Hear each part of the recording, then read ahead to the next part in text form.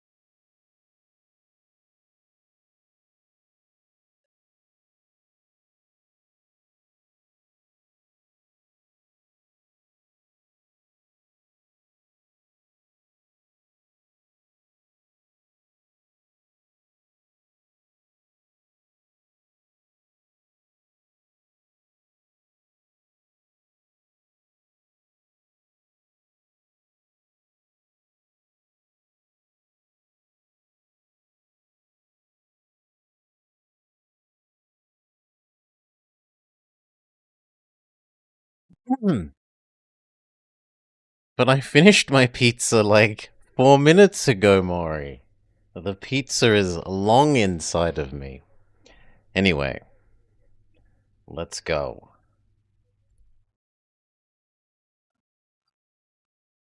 DOSBox. And you know what? We'll even do the very rare thing and.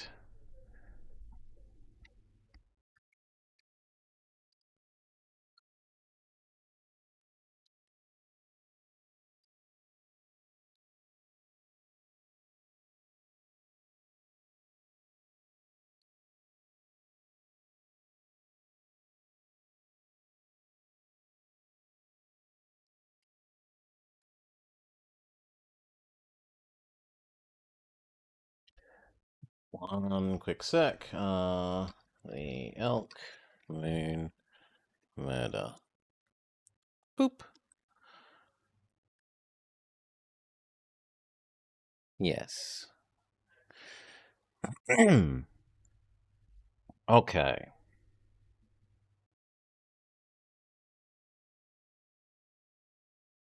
Hello and welcome to the Blobber Plays, the Santa Fe Mysteries, Elk Moon Murder, as dictated by fellow senior detective Miss Morrigan Nightshade, who has this to say about the title. What do you do when you find yourself with enough points for a dictator but no specific game in mind? Search through old files for an FMV mystery that your fellow senior detective must then go through alone. May the acting be glorious and the sleuthing go well. So, no particular tie to Morri for this game. At least she won't know all the answers and be being smugly, but the answer is so obvious, at least because of knowing the game from before. Maybe only from being better at observing the game now. Anyway, let's get to it.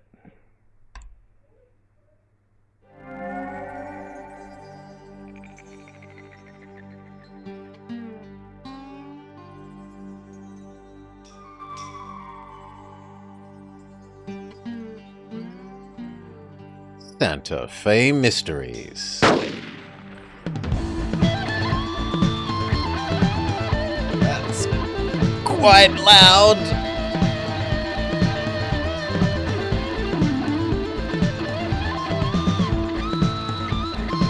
Can I make that a bit less overwhelmingly loud? There we go. It's Weber. We've got a 187. Anna Elk Moon's been murdered, and it's all over the news. Get down to headquarters pronto. As one of her desperate friends and fans of Anna Elk Moon, one of the Southwest's most celebrated potters, are gathering here outside of her home in Santa Vera to pay their respects. Widely acknowledged as the foremost practitioner of the popular Santa Vera pottery style, Elk Moon was found dead early this morning in her studio by her husband, Jack Gordon, a professor at the university. Police are releasing few details, but Oh. it is believed the subject suffered fatal gunshot wounds. No suspects have been identified as of yet. This is Teresa Chavez for KITT Channel 6 News.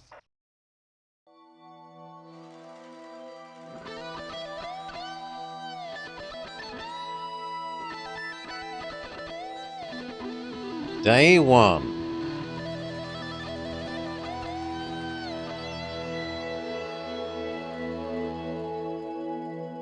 Okay, this is all I have seen of the game.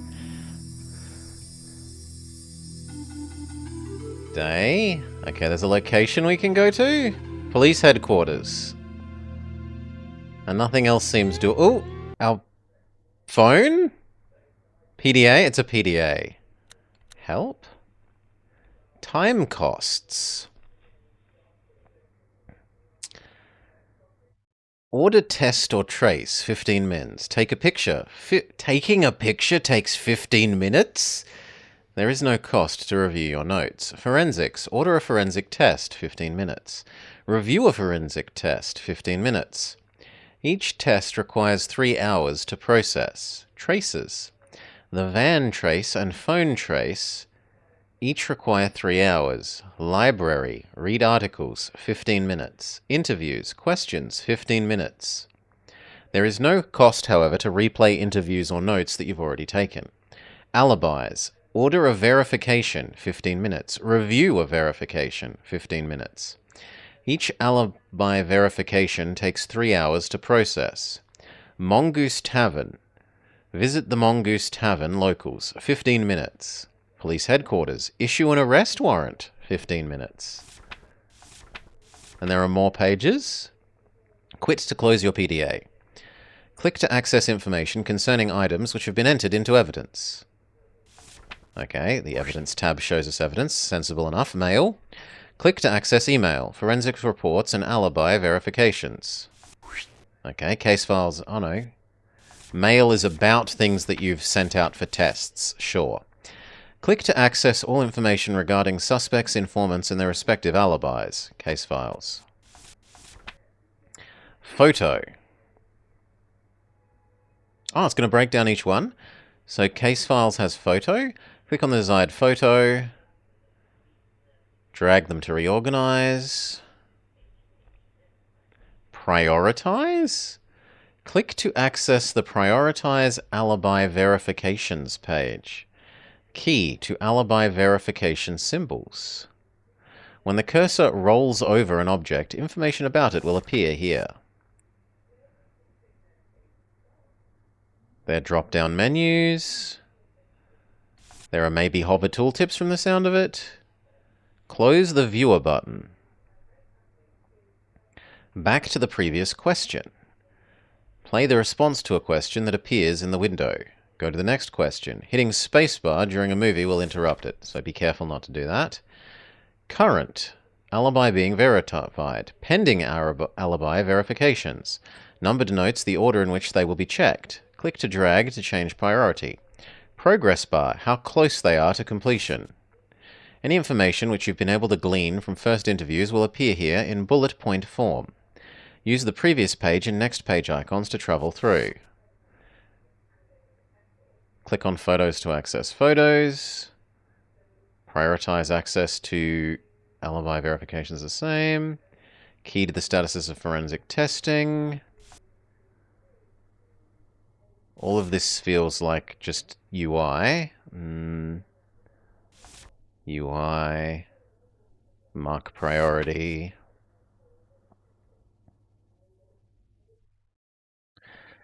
The close button will close the audio player and store the message in the mail archive. Messages concerning alibi verifications and forensics testing are also available via the other menu subsets. Calendar shows you the current day, 1 to 5. Each day which passed is marked with an X. Each day consists of 8 working hours. Locations on the map may be visited or denoted by a halo light. Moving the cursor over the location reveals the name of the person who lives there, sundial. Displays the amount of time remaining in the day. Arrest computer. Click and make selections from the pull-down menus to change information. Arrest warrant. Click to request an arrest warrant for the person highlighted. Click to access the information contained in your PDA on the arrest warrant computer. And then we're back to the start? We're back to the start, okay. Yes, that was everything. We can look at our case files, but we currently have nothing. We have no mail. And we have no evidence. Let's go where we were obviously supposed to go. Heading back to headquarters, over. Copy that, D-52. I thought you'd never get here. Come on in. One thing's for sure. Anna Elk Moon had some friends in pretty high places. I've already heard from the governor's office, the honchos in the legislature, and the regional director of the FBI. Everybody wants answers.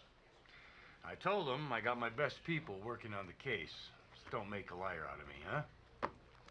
Now, there's not a lot I can tell you here. The victim was found in her studio by her husband at approximately 5 a.m. Bullet in her brain. And they both went to the public hearing on the casino project last night. When they got home, she went straight to her studio to work. Detective Nice Guy, come on in. Chief? I'm just filling your partner in here. Anyway, it looks like some of her pots are missing. That and a bunch of cash. At least $2 grand, according to Gordon. He says his wife hated banks, and she always carried a wad with her. Now, let's get this straight. I'm giving you overall authority for this case. But since the victim is a Native American living off tribal lands, we've got to tread lightly here. So I'd like Night Sky to do most of the talking. Comprende? Okay, we've got a partner. Now, I'm also assigning a Sergeant Rebecca Orlando to do the legwork, checking alibis for you. Night Sky, tell them about that new gadget we got there, that PDA, Personal Digital, what? PDA, Chief. Personal Digital Assistant. These will keep us in touch with headquarters day or night. The lab can beep us for test results, or if the Chief needs to talk to us... All right. We got a murder case to solve here. Now, just push the help button there if you can't figure this thing out. Now, remember... One step ahead of you. Half the state breathing down my neck. I want answers, and I want the right ones. The FBI's already making noises about jurisdiction. I can only guarantee you people 5 days to crack this before the big boys muscle in. So, use your time wisely. You don't follow the right leads, your 5 days will get eaten up with chit-chat and blind alleys. And I don't want you people hanging out with those nutcases at the Mongoose Tavern. Everybody down there thinks they're Sam Spade. Don't be standing around here. Come on, let's get going.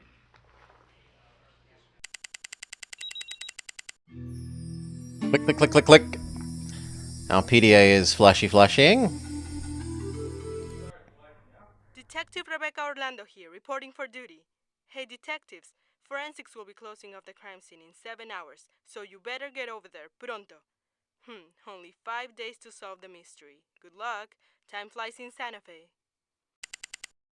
Click, click, click, click, click, click, click.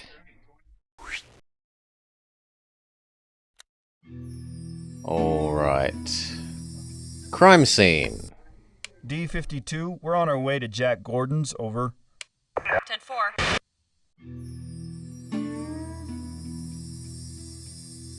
Do we just go in?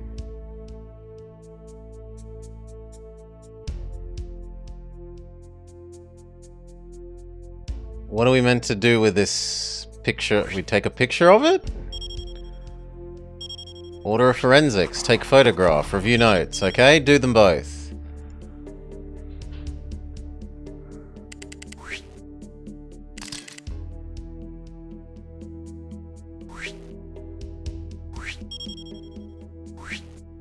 Did it take a photo?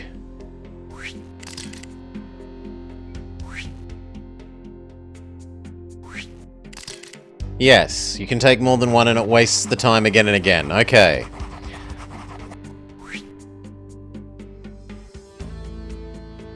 I don't know what I meant to get from this, but whatever.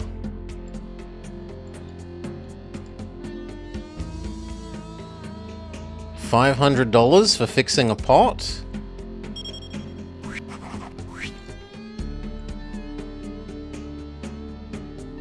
Her telephone. Oh my god, this is ridiculous. You can order a forensics report of everything. And a phone trace.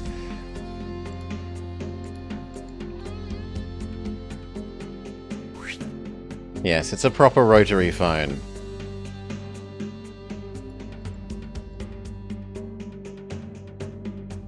That looks like everything that's here.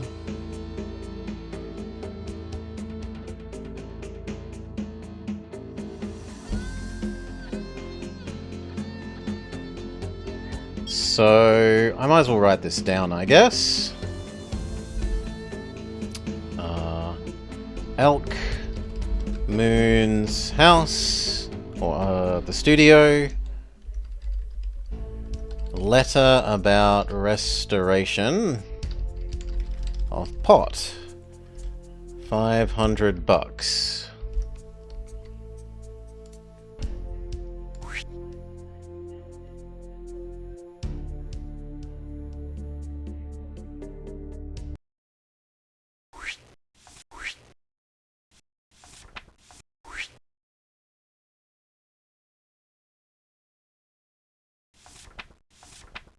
How am I meant to read that?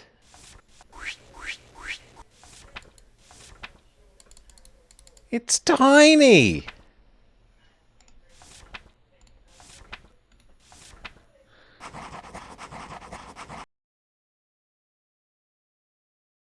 Examine pages of journal. Downloaded into the PDA case file for clues. Both visual and written. You're joking. Okay.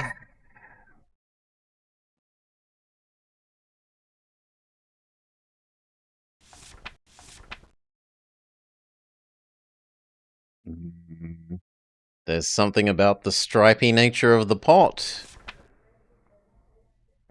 It goes stripe, stripe, pot, stripe.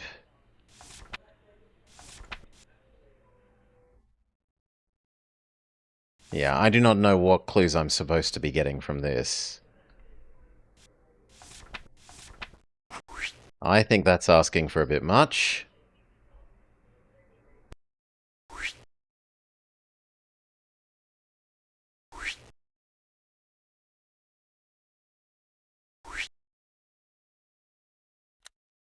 Okay, are we done here?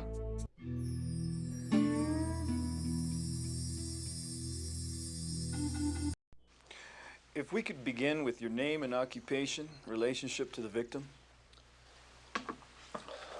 Jack Gordon. I teach anthropology at the University of New Mexico. Annie Oatman's my wife. And husband. Or I guess ex-husband now. Can you describe the events of last night? Is there anything else you think might shed light on this? End interview. Can you describe the events of last night? Of course. Ann and I went to the casino hearing at 7:30. For my own part, I wasn't too keen on going. Anna's taken a fair amount of heat for moving off the Pueblo and marrying a white man. A lot of folks thought her opposition to the casino was actually backfiring, that any Indian who's had the success she's had doing her own type of non-traditional art had no right to beat the preservationist drum. I mean, she's accused of hypocrisy and much worse. I thought she was asking for it. But nothing scared Hannah. She wasn't afraid to speak her mind, and last night was certainly no different. I thought she got a good reception until after it broke up. What happened after the meeting? She had a run-in with Roy. Roy? Roy Altmoon, her ex-husband, and if I'm not mistaken, her murderer. What did he do exactly? We were in the parking lot. He snuck up out of the darkness, started ranting. Said Anna had hidden assets during the settlement hearing. He'd been trying to reopen the decree ever since the divorce. I just hustled Anna into the car and we drove off. Now, by my age, I've learned better than getting a pissing match with a skunk. What makes you think Roy killed her? Well, it was a wife beater. He put Anna in the hospital once that I know of. Broke her right arm. Andy was desperate. Roy never could let go. And for the most part, Anna ignored it. I think that made him even crazier.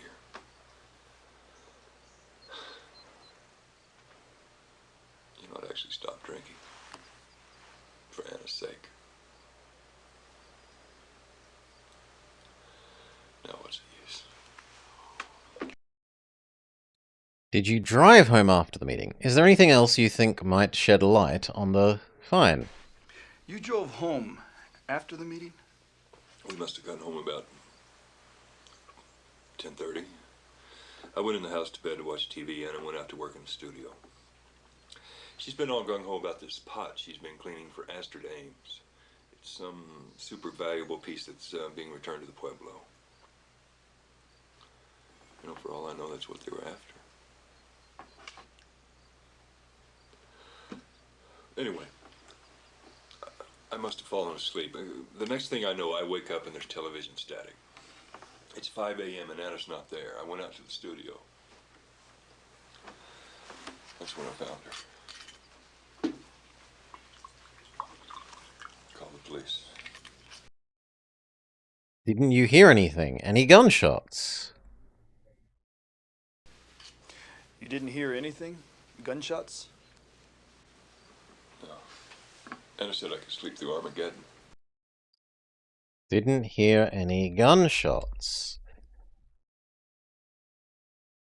You were watching TV when you get home? We might be able to prove that he wasn't watching TV? Watch TV when you got home. A letter when I got in. And then the beginning of the 11 o'clock news. Last thing I remember is a truck crash, I don't know, Route 25.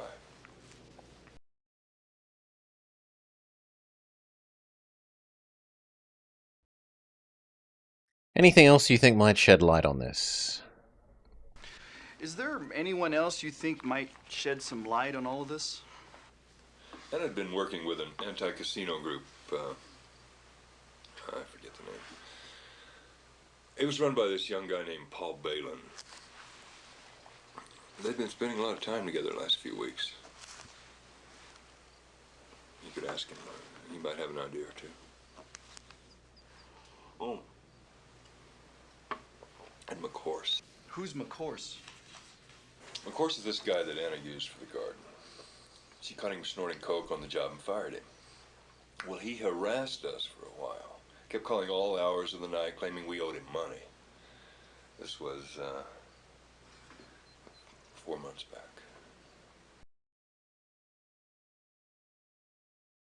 Okay. There was Balin, an anti-casino fellow, and Cork, a drug addict that claims they owe them money. Our condolences, Mr. Gordon. We'll be in touch.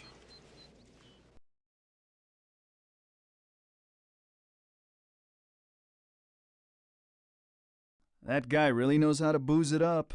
Looks like he likes his Scotch whiskey. What do you think, partner? Think he did it? Informant, none. Relationship to victim, husband.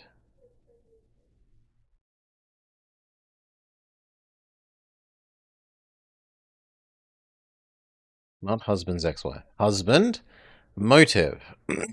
Currently unknown.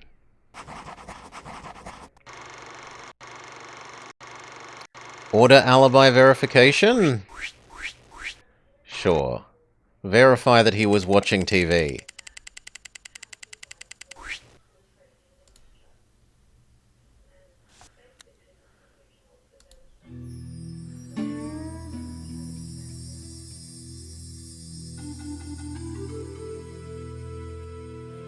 I guess we'll do a phone trace while we're here. I don't know why, because to me phone trace means something you do when there's a call currently active, but...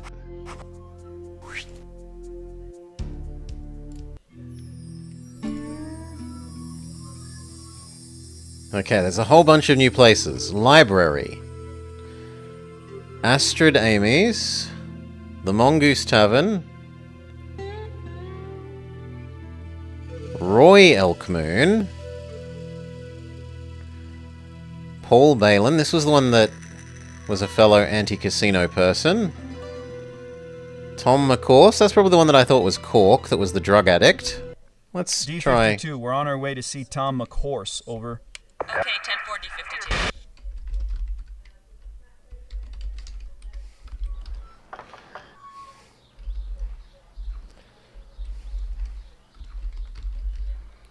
McCourse, we need to talk to you about Anna Elkmoon. Yeah? She can rot in hell.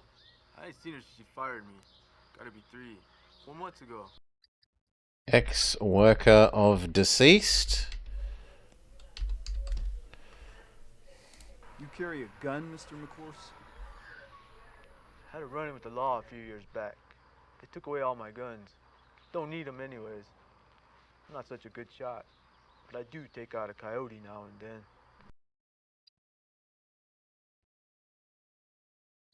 Didn't you visit her in her studio? You didn't visit her in her studio late on the night of her death? No, I didn't even know she bought the big one. Where have you been? Under a rock? You might could have said that. Claims didn't visit studio. Where were you yesterday night? Where were you on the night of the 11th? 11th? I don't know. Drinking, I guess. Probably the cigar. I don't quite remember. I've been kind of out of it lately. Drinking at the Cigarro.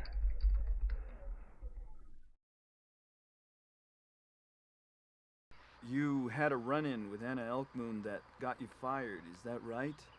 She said I was doing drugs. That's a big lie. She doesn't pay me enough to buy drugs. So maybe you wanted to get back at her. If you're saying I killed her, that's a bunch of BS. She ain't worth the trouble. Got better things than to worry about that woman.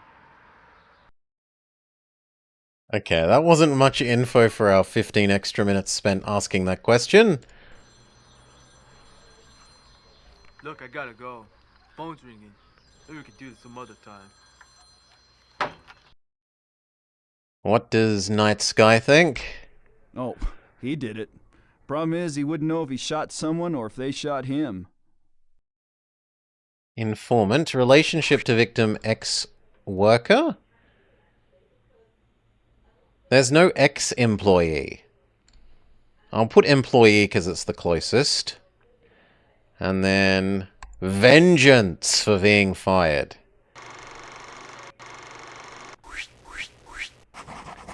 Can we ask for his alibi to be verified?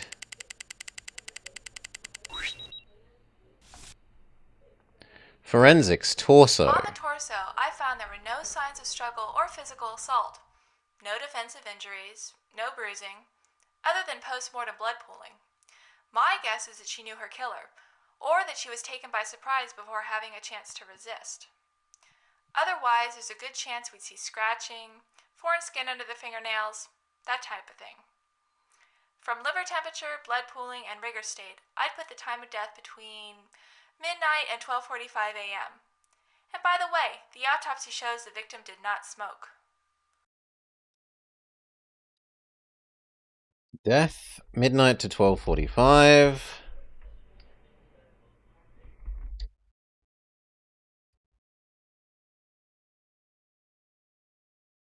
Probably new victim. Or was surprised. Sure.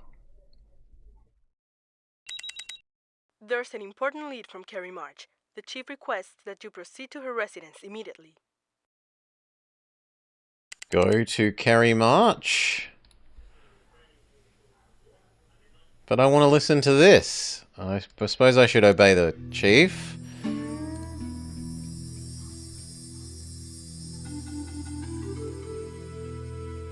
D-52 proceeding to Carey March residence. Over. 1040-52.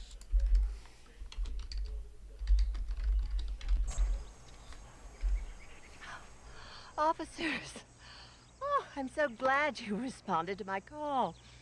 I have some information I think you'll find of interest. Thanks, Mrs. March. But let's begin the interview officially. Your name and occupation? Carey March. I'm widowed. Retiree.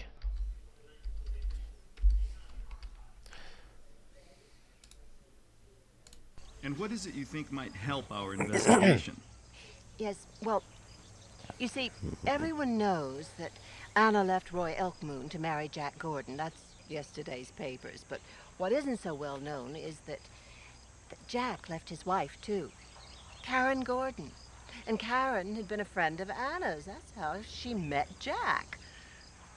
Karen was furious. Furious enough to seek revenge? Well, that's something I'd rather not speculate about. Although I must say, Karen's indignation rang a little hollow. I mean, she was having an affair of her own with Ed Snyder. The man behind the casino. The very same. Karen and Jack had always been something of an odd couple. I mean, Karen's so outgoing and Jack is, well, he's so bookish. Frankly, if I were Jack, I would have left Karen ages ago because of the chain smoking alone. And it's those horrible clove cigarettes. Detestable things, aren't they?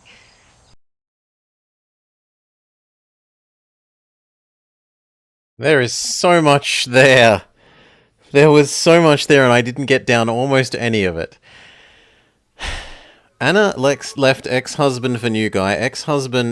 New husband also has ex-wife. She was doing things ? Is about all I noted. And it sounded like at the end there where there was something about that Anna might have actually smoked cigarettes, and that might contradict the she doesn't smoke at all that we had.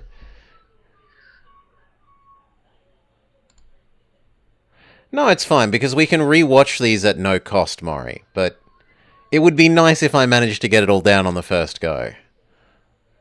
Anyway, you were saying about Anna? Well, I wonder if her real interest wasn't in that young anti-casino activist, Paul Bellin, I believe. Is there anything else? Well, Anna was giving Sonny Two Feathers fits, but then she wasn't the only one taking a stand against the casino. She thinks that Anna likes the casino activist, which was Paul Balin.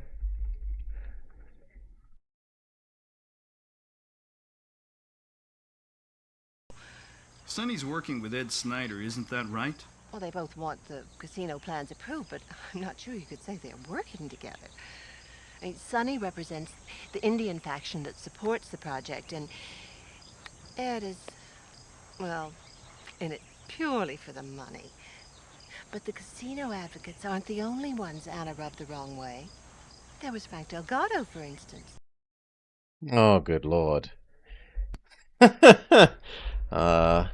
People in favor of casino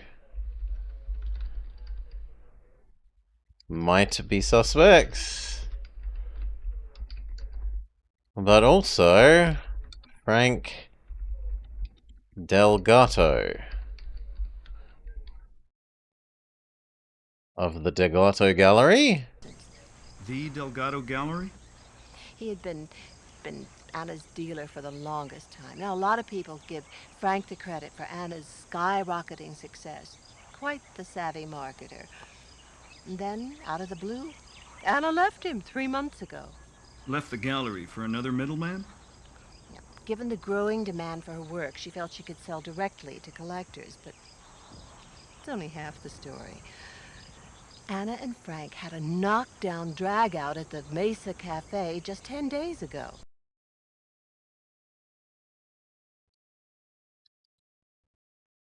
Okay, of the Delgado Gallery, which helped raise Anna up but was recently unbusiness parted, they recently had a fight.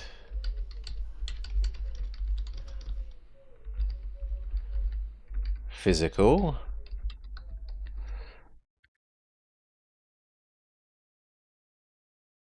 You overheard the argument? No, it was impossible not to.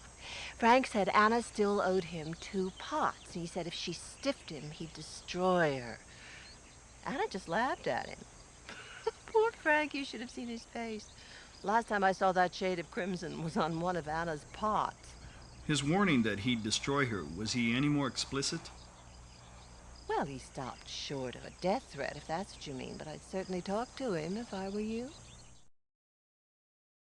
Okay, there's no reason to think it was this lady at the moment, so I think asking her questions is a waste of our time, and time is a resource. If you think of anything else, please don't hesitate to give us a call. Bet she'd love to come in for a lineup, just for the thrill of it. Probably ask for the handcuffs, too. Ay, ay, ay. New mail. Que estúpido. Jack Gordon has no alibi. He says he fell asleep during the 11 o'clock news, more like passed out, all grouse from what I hear. With this alibi, he's placing himself at the crime scene around the time of the murder. With an alibi like that, who needs a confession? An alibi like that, who needs a confession? Ay, ay, ay.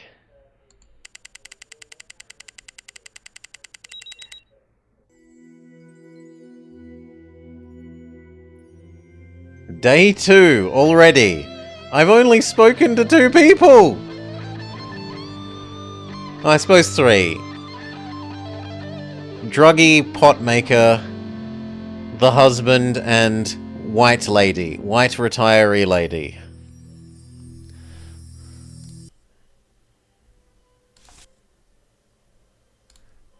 Phone records show that Anna Elkmoon placed 3 phone calls from her studio on the afternoon before the murder. One to Astrid Ames at 2:35, 1 minute. One to Von Dressner, 2:48, 3 minutes. And one to Joey Detta, 3:36, 6 minutes. Can I please have that again? Thank you. Astrid Ames,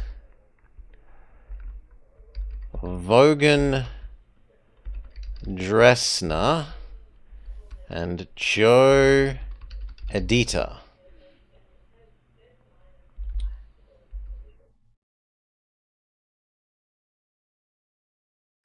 So these are presumably people I can now look up?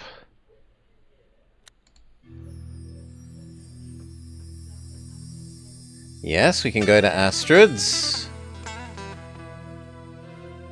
We can go to Van's. And we can go to Joe's. Well, Joe's was the longest. Proceeding to Joe Data's residence, over. Copy that, D-52.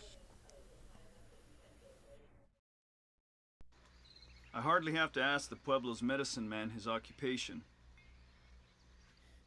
Haven't seen much of you since you left the tribal police for the Santa Fe PD. How are you, Night Sky? Working? You know we're investigating the death of Anna Elkmoon. You have your job, I have mine. Joe, we understand that the victim called you on the afternoon of her death from the phone in her studio. Yes. I was having lunch with my nephew, Sonny Two Feathers, at the time. She wanted to visit me. I knew Anna when her allegiances were undivided. She strayed too far into the realm of the white man. And it seems she has paid the ultimate price. What did she want to talk to you about? This will be in absolute confidence, please. You may know something that can help us find her killer. She was calling about the pot. The one that she was cleaning for return to the Pueblo? When I was a boy, the pot was considered the most sacred object in the Kiva.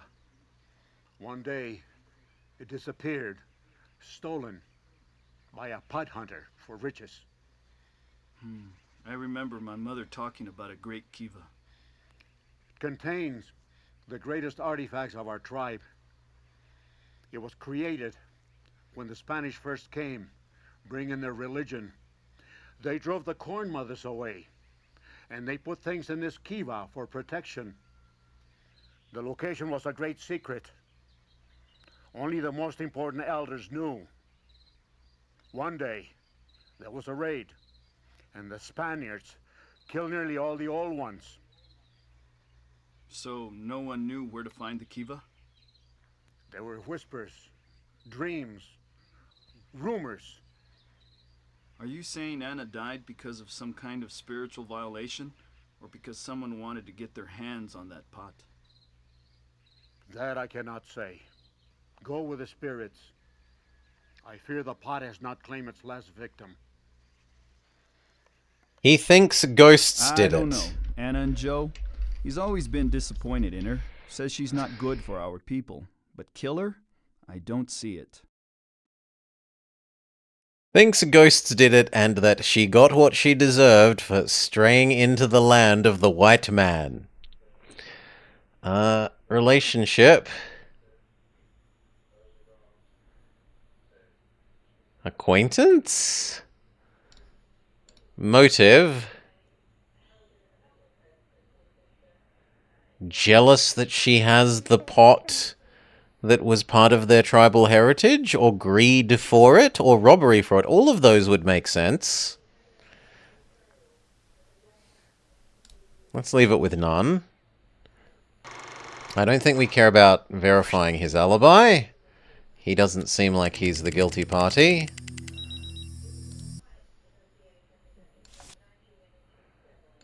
Tom, of course, was at the Saguaro bar the night of the Elk Moon murder, but nobody saw him after about 8:30. They said he was so drunk he could barely stand up when he stumbled out the back door. Until 8:30, based on alibi check. So the ex-worker could have done it.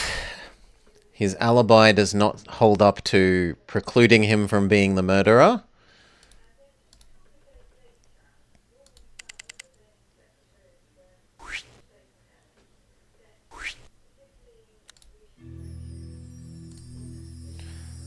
Okay. She also phoned Astrid. D-52 heading to Astrid Ames' residence. Over. Copy. I'm sorry, but Mrs. Ames can't see you now. She's quite distraught over Miss Elkmoon's death. She's resting on doctor's orders. Then may we speak with you briefly? Certainly. Please, sit down.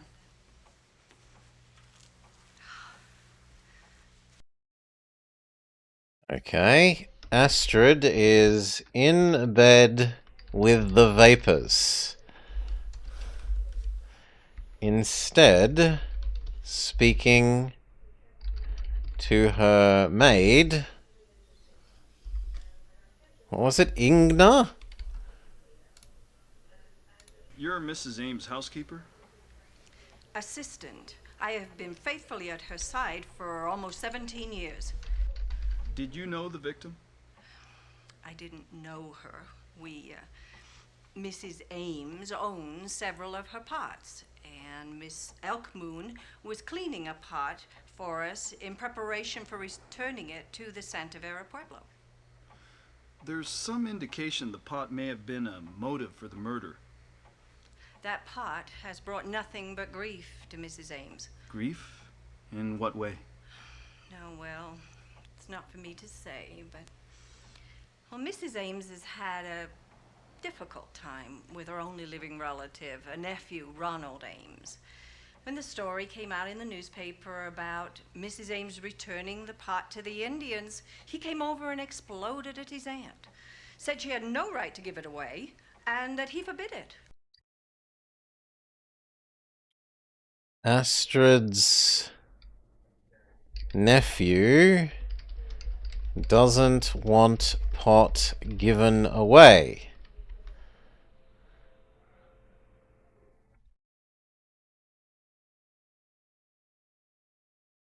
Did he have any say in the matter?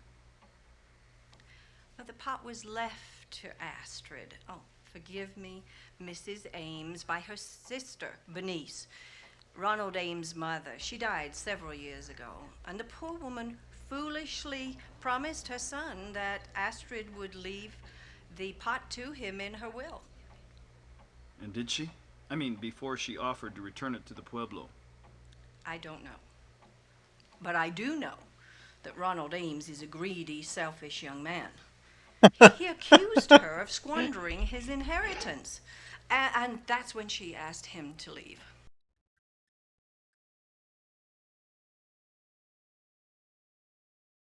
How much is it worth? Any idea how much the pot is worth? Oh, its only value to Mrs. Ames was aesthetic, but I understand it's priceless. Was Roland aware that she was cleaning it? Did Ron Ames know the pot was being cleaned by Anna Elkmoon? Anna cleaned and restored several pots for Mrs. Ames in the past. He could have guessed as much. Okay. That's not useful. Was the pot insured? Feels like a waste of time. But if we're going with greed, maybe. Was the pot insured? No. I gather it's quite a financial loss on top of everything else. Naturally, that's why we're hoping you can recover it.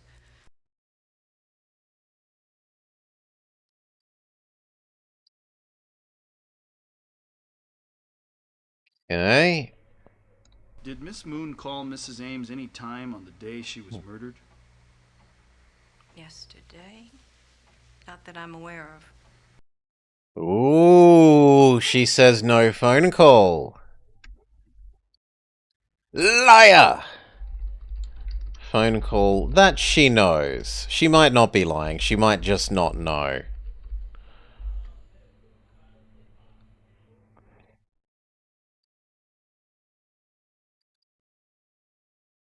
Okay, I don't think it's this lady. I don't think we need to ask her about where was she. We'll call on Mrs. Ames later on. Thanks for your help. You're more than welcome. Now that's a pleasant woman, mean enough to shoot her own mother. Really? I thought she was nice enough. Acquaintance? Acquaintance is probably accurate. And I don't think she did it, but her closest motive would be like robbery/greed.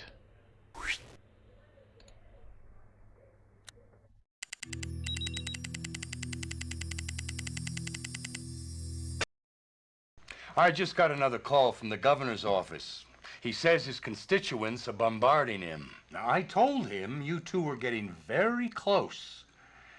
And you sure as hell better be. Hurry up and get the answer. Wow.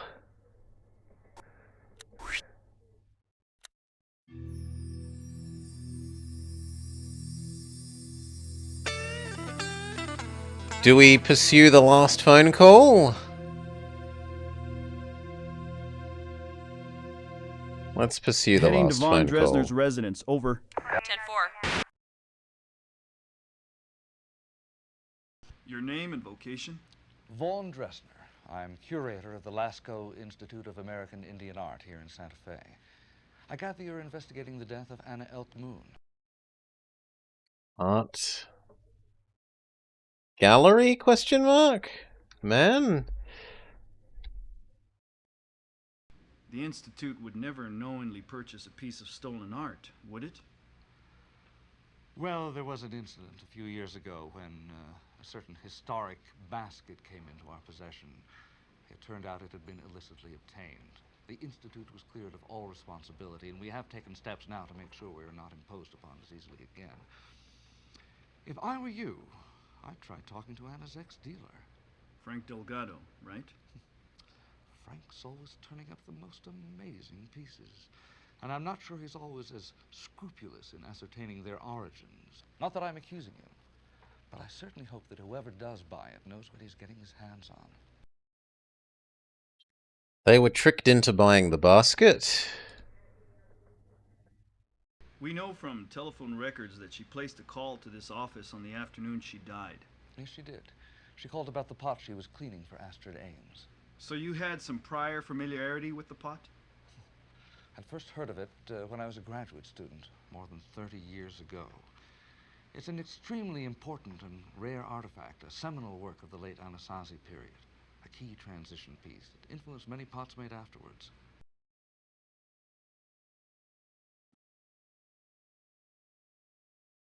Have you seen it? I don't think that really matters. Could its value have been a motive?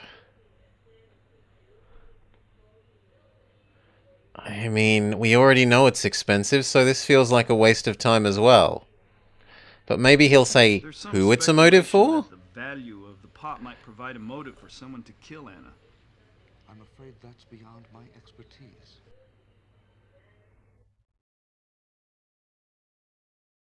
You know lots of people who would want to get it. A man with your standing Accuse him! probably knows dozens of individuals who'd kill to get their hands on that pot. Not literally, of course. I'm not sure I get your point. If you had gotten your hands on the Kiva pot, it would be quite a coup, professionally speaking. Oh, yes, I suppose it would. But I'm afraid I don't care for the implication. Where were you when she was murdered? Where were you between 10 p.m. and 2 a.m. on the night of Anna's murder? I was at a dinner party for some people visiting from Chicago.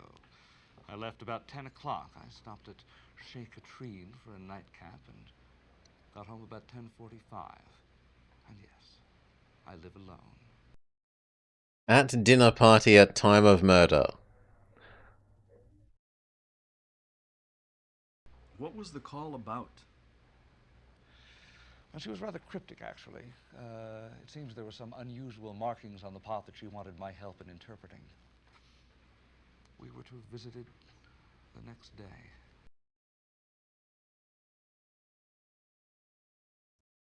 It had odd markings. He was asked about. He was going to visit the next day. Thanks for your time, Mr. Dresner. Okay, what does Night Sky think? What a stiff. He wanted that pot for his museum real bad. Relationship to victim. Kind of art dealer? Art dealer is the closest. And if he wanted it, it would be greed/robbery. I don't really know why these are noticeably different. Unless you're robbing it to, like, own it yourself. But even that's greed. How could it be robbery without being greed? Check his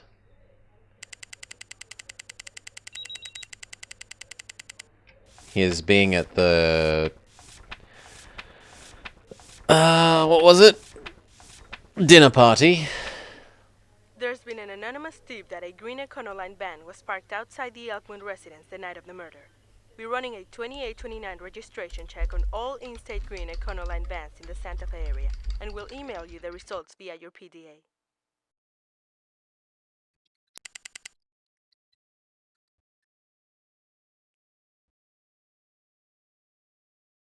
Sounds like a guilty party to you. Is there anything else here? No. We have 2 more hours. Okay, so we followed all the phone calls.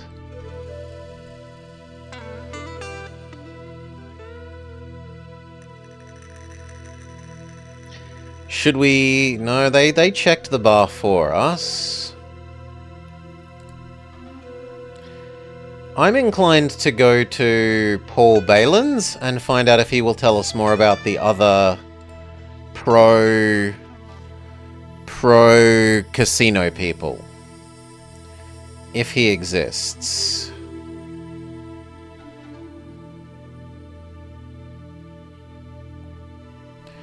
Frank Delgato exists?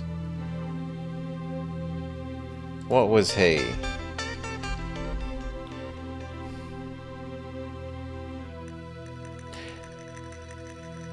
The old white lady thinks it might be him.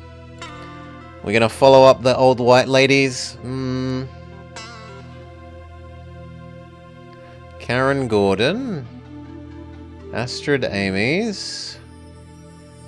Ray, Ronald, Tavern, Frank, Library, and Sonny. Sonny could confirm that the medicine man was at home when he got the phone call, but we don't think it's the medicine man unless he really wants the pot back for cultural reasons.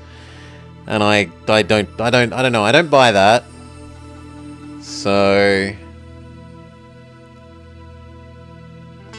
I think Paul. D-52, we're on our way to Paul Balin's office. Over. Okay, D-52, copy.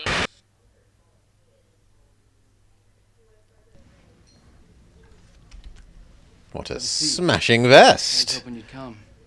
This is about Anna, right? Yes, Mr. Balin, it is. Did you find the dirtbag who did this? Well, we're still in the information gathering mode. You know Ed Snyder and Sonny Two Feathers? They'd steamroll their own grandmothers if they thought this casino plan could get passed.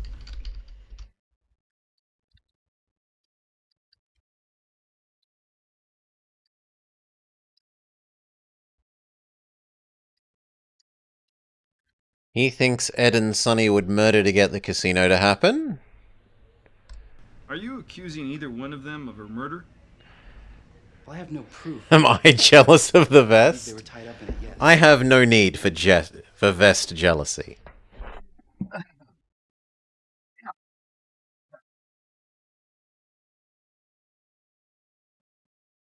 Thank you very much, Salah. Of all the world, of all the rest, in all the world, my vest is best. What's your connection to Anna? Mr. Balin, exactly what was your connection to Anna Elkmoon? Well, we shared a common goal. She didn't want to see her people's culture trashed, and I didn't want to see a pristine corner of New Mexico ruined forever. There's no water. There's no infrastructure. It's a recipe for environmental disaster. So that's it? You were political bedfellows? I guess you could say that. He's a hippie that doesn't want the casino, sure. I assume you were also at the public hearing. What happened afterward?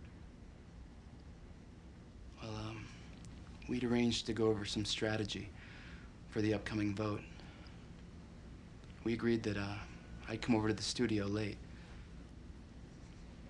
But when I arrived, I realized that there was someone else there.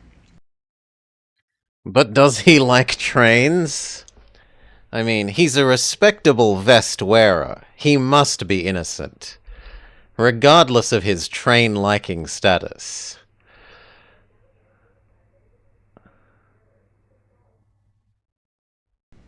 And after you drove away?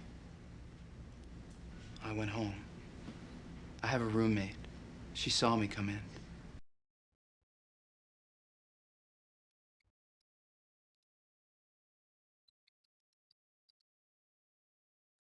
Okay, and... So someone visited her after the meeting? Yeah. There was a green Econoline van parked outside. Ooh. I realized that our meeting could wait for a better time. What time was that? 12:10, 12:15, sometime around then. Do you remember any numbers or letters on the license plate? No. It's just in-state plates, that's all.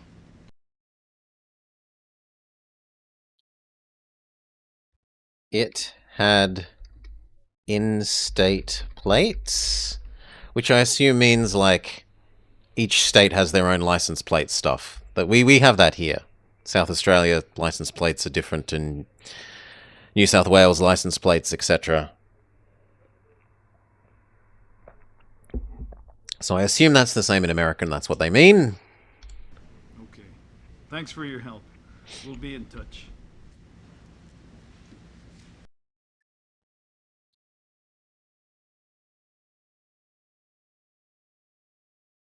Political bedfellows?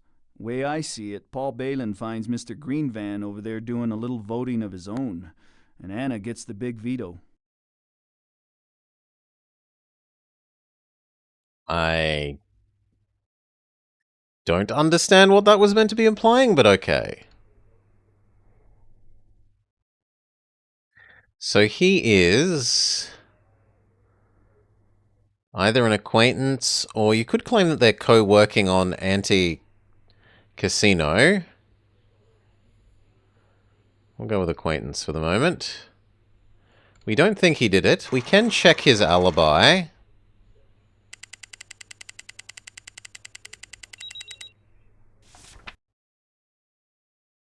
Dressner has no alibi. He did leave the dinner party at 10, but after that, no one knows when he left Chez Catherine, and when or even if he finally made it home. He's a loner, un libro cerrado. Then whereabouts unknown. Could be murderer.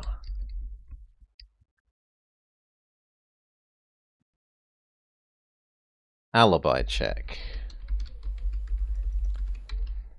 Sure. We have 15 more minutes. So day over.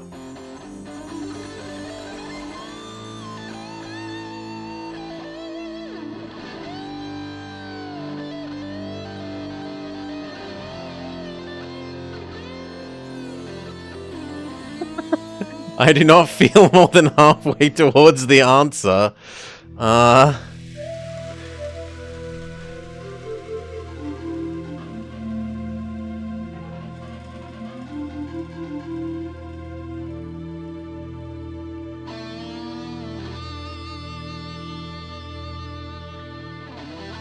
This was the husband's ex-wife?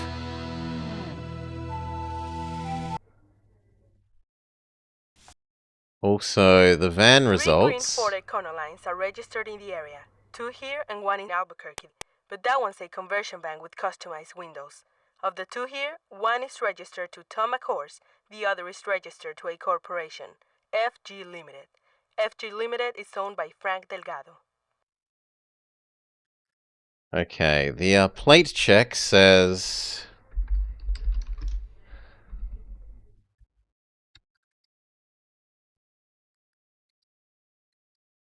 There's one van with Tom McHorse. One van with Delgato.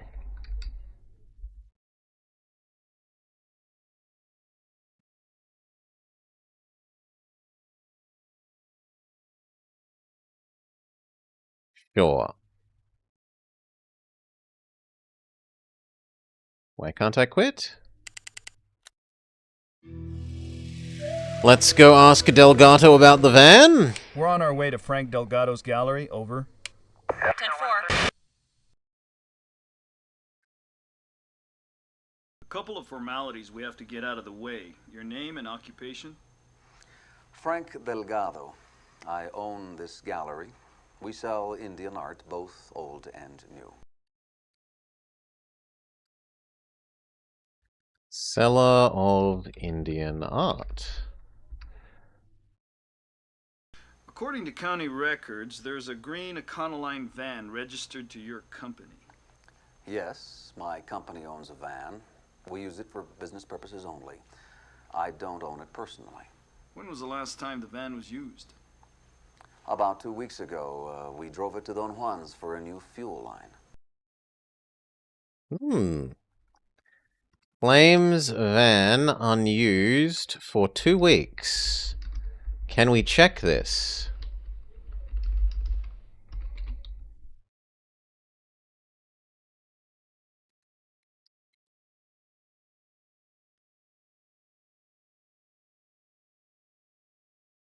Mr. Delgado, let's get straight to the point.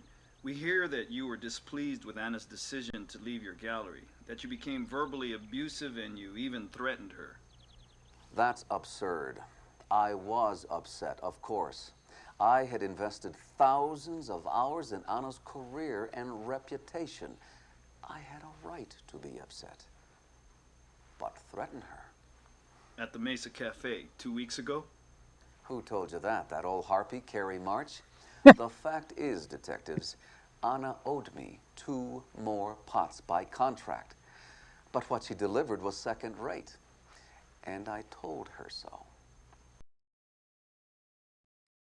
Thinks old white woman is a busybody. Is owed pots. Was given shitty pots.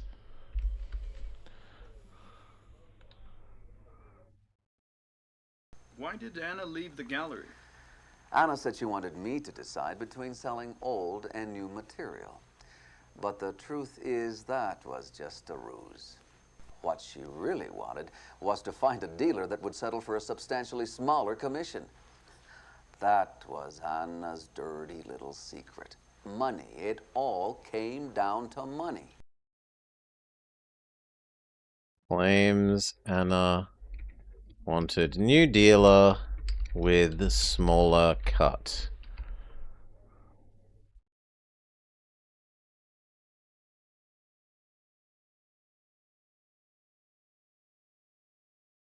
Can you tell us your whereabouts on the night of Anna's death? I was appraising a collection in Albuquerque. I didn't come back until the following day. Claims was in Albuquerque at time of death. Were you aware that Anna was cleaning a rare pot for Astrid Ames? No, I didn't hear about that until rumors started swirling after the murder. Everyone worth their salt in this business has heard about the Santa Vera Kiva pot at one time or another. What about the ancient Kiva itself? Personally, I don't put much stock in its existence. Every corner of this state has been scoured by pot hunters.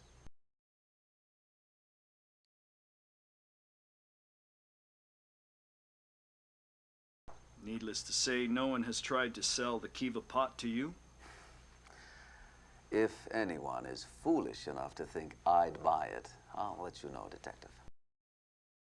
What does Thanks for your input. It's been most Knight think about it? Likewise. We got our man. Think he was going to let Anna walk when she hit the big time? No way. She gets too uppity and wham. He was her art dealer, and either vengeance for being given shitty pot, or greed because he was owed pots that he didn't get. Both would make sense.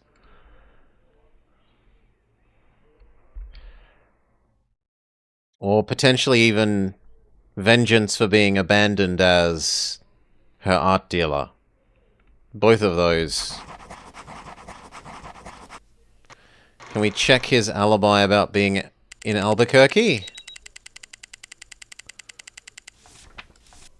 Detectives, we have a tip that a green Econoline van has just been spotted outside the liquor store on Arroyo Blanco and 14th. You two get over there pronto. We don't want that driver to get away. Go to liquor store now. Understood.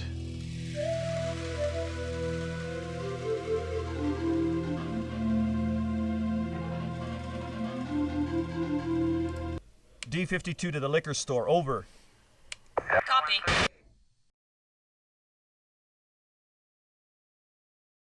Insert disc 2.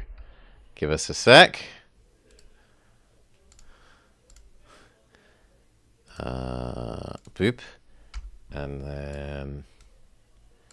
boop.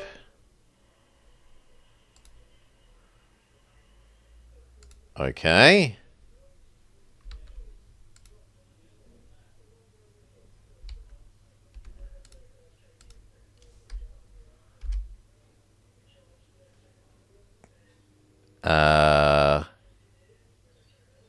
Maybe I need to... oh no, this might not work because of...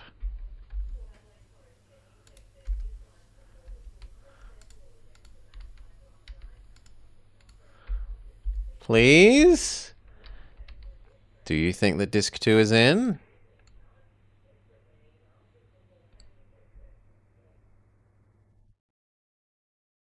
Ah, it does, but in the wrong place. My bad. Give me a sec. That? No. You?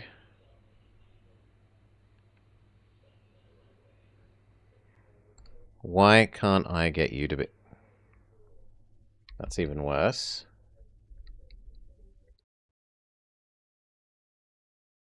No. I want...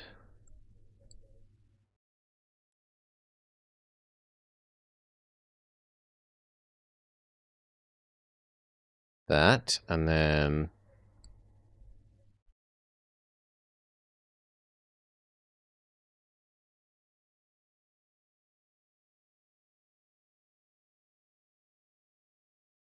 there.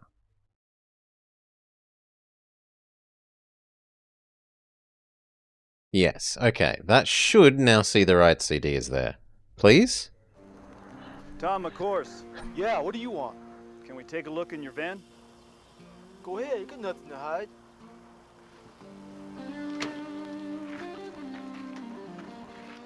What's this? What the hell, man? Where'd that come from? Hands on the door.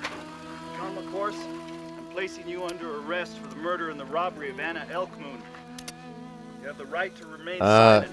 Seems pretty open and shut case to me.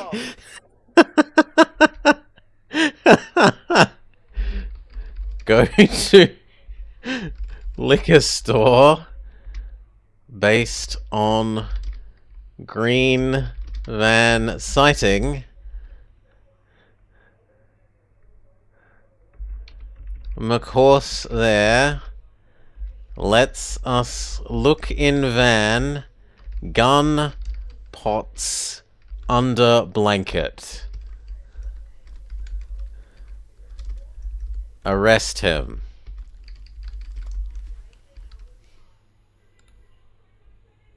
I swear, I don't know how that stuff got into my van. Not a clue.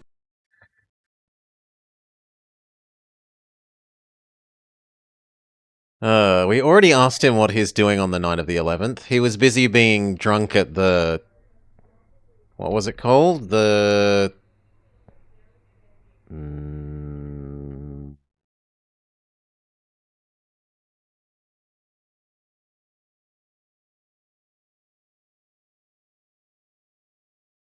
Where was it? Busy being drunk at... the Cigarro Bar. How did the stolen artifacts get into your van? I don't know. Somebody must have put them there. And the gun? Never seen it before. Okay. McHorse. So back up to McHorse. After van. Claims stuff was planted. Sure. But we already asked him this. It's a waste of time to ask that again.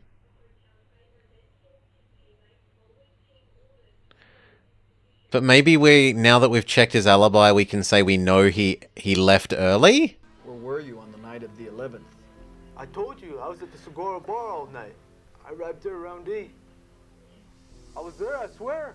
Ask them. They'll tell you. Then what did you do? Drove to Santa Fe. Why? Were you trying to flee Santa Vera? No, I was gonna hit some bingo parlors like I did most weekends. Problem was, I wasn't driving too well, so I checked into a motel. Quick 7. I really didn't start feeling very Welcome, good. Madge.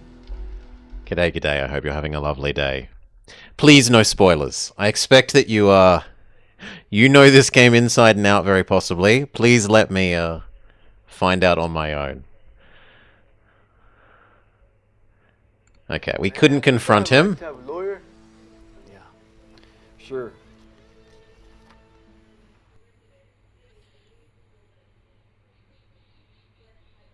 Is there anywhere else we can go here?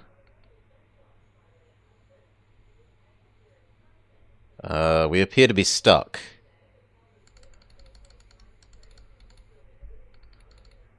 Ah.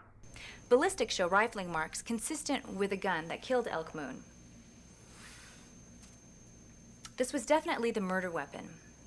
A computer trace shows the gun was stolen from a man in Albuquerque over 3 years ago. I guess you guys would call this a safe gun. No way to make a positive link to anyone, since the original burglary is still on the books as unsolved. There's definitely something hinky about all this. The gun in the van was definitely the murder weapon. Can I hear the rest of that again, please? No. I can look at all these things, but this time I can't take photos.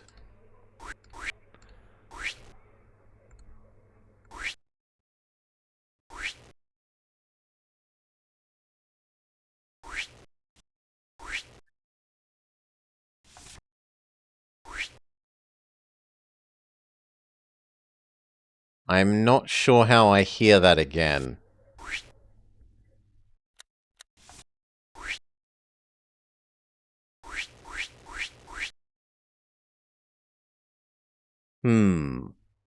Well, I guess I'm just missing out on the rest of that, because I didn't write it all down quickly enough. My bad.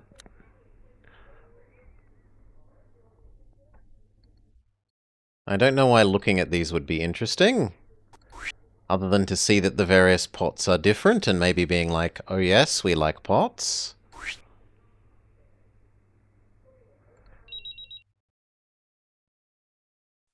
D-52, the chief requests that you proceed to his office ASAP.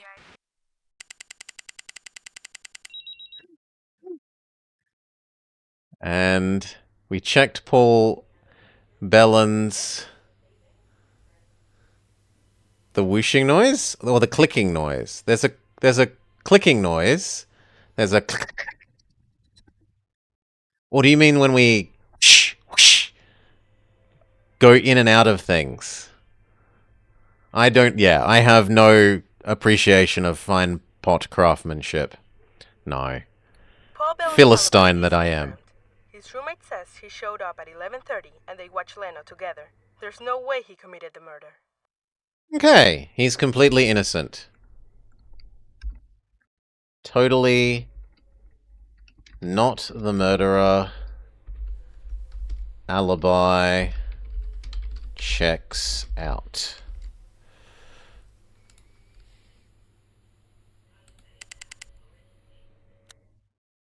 I need to go to the chief's room, so do I click on Chief Weber or down? We go down. No? Yeah. Listen, I'm getting heat from the Federation for Indian Rights. Now that Astrid Ames's pot has been recovered, they want it delivered to the shaman Joe Adetta at your earliest convenience. Which I'm telling you is right now.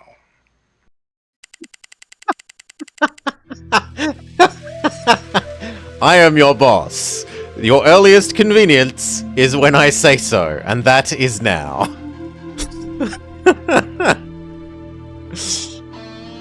Okay, did I pick up the pot, or do I not have to do that? It is unclear. Let's assume that we have the pot. Also, let's make a save.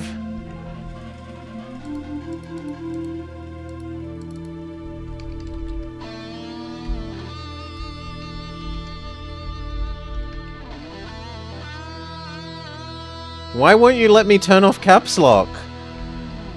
It doesn't let me turn off caps lock, whatever.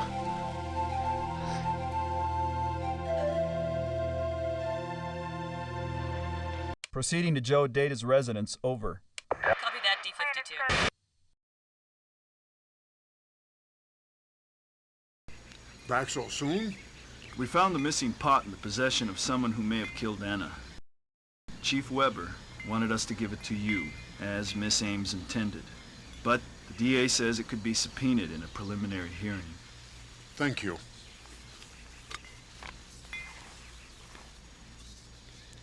This is not the pot. It's a counterfeit. A fake. And not a very good one at that. There's a dozen potters in town that could have turned this out in an afternoon. A fake? Are you sure? The sacred pot. The real one has a great, great spirit. This one Oh, is God. empty, devoid of spirit. And it looks like Tom possibly McCourse's alibi yes, checks out, and he has now been Baron. released They're from both custody. Activision. We may now re-interview all suspects. To issue an arrest warrant, we must proceed back to headquarters. But remember, we've only got one shot at making an arrest. Some of the artists are the same, based on the wiki. So it looks like at least some of the people were the same, Baron.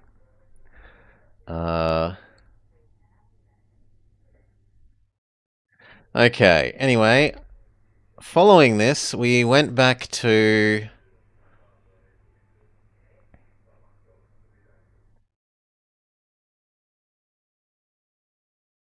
Where is his name? Joe Edena.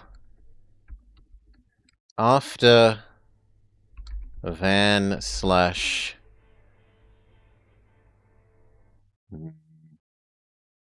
suspect interview. Gave him the pot. He says it's a fake. It doesn't have a great spirit in it. Therefore, clearly fake.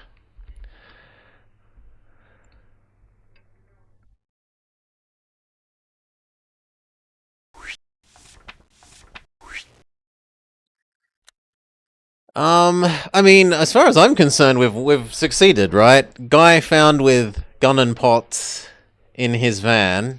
What more do we need to do?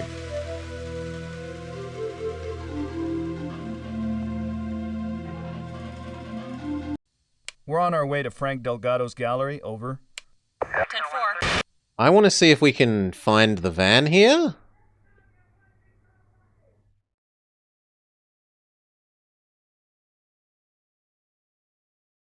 Yes, my company owns a van, used for business purposes only. No, this is just the same. When was the last time the van was used? About 2 weeks ago, we drove it to Don Juan's for No, a new yeah, I feeder know. line. That. Thank you. Can I check the van alibi? No.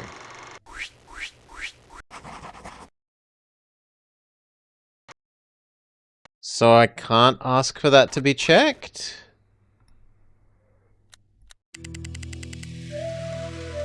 Well, that was the whole reason I came back here, is I really wanted to find out if the,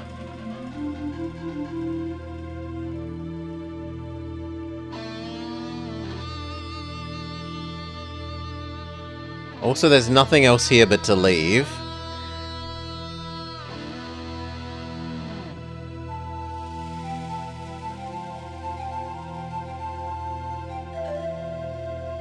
Okay, the only places we really haven't been are Karen's, back to Sonny's to ask about the phone call, and to the tavern.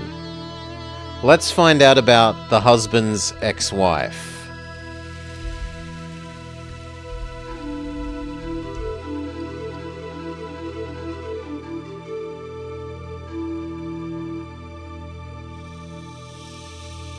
On our way to see Karen Gordon. Over. 10-40-52. Go back to disc 1. Aye. I mean, we can. It's only a modest amount of trouble.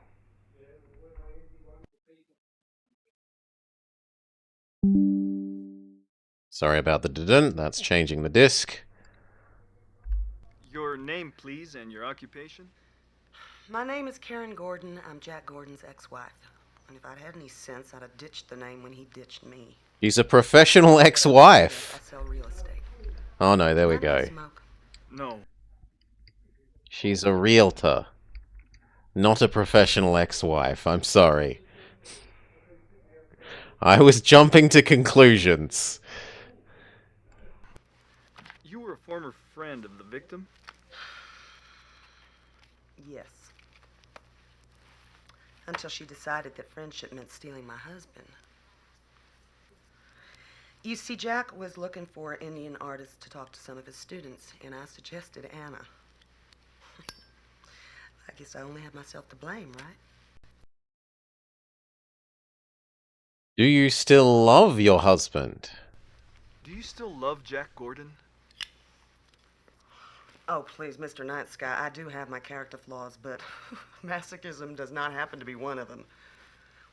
Besides, there is another man in my life now, okay? As new squeeze? Where were you at the time of the murder? Can you please account for your whereabouts between 10 p.m. and 2 a.m. the night of the murder? 10 p.m. to 2 p.m. Yeah, I was at home till about 10:40, and then I left to meet Ed Snyder and the gang at the Ocotillo. Me and Ed left together around midnight. Left home at 10:30-ish, then met Ed at the Octia?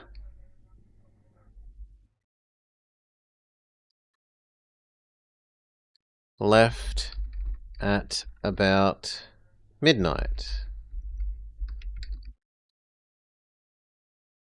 Is he the new squeeze? Ed Snyder's the new man in your life. Mm-hmm.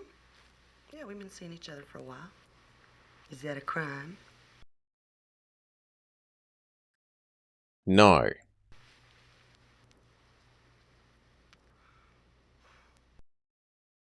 What does Night Sky think? The ex. She did it.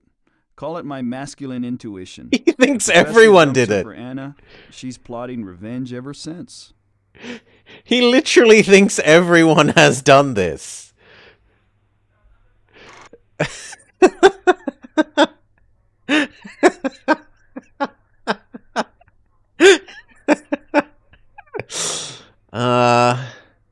Husband's ex-wife. Her motive would be jealousy. Can we check her alibi?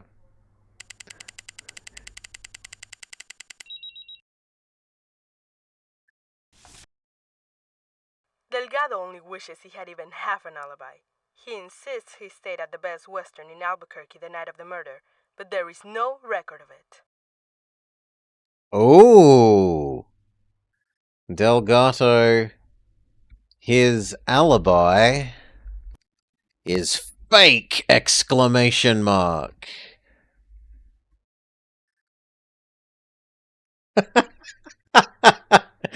Miss Morrigan, who is all about listening to your feelings and gut rather than remembering the first rule of Squeakross, however, believes that perhaps Night Sky needs to listen to his gut just a little bit less. Let's check out the file about this.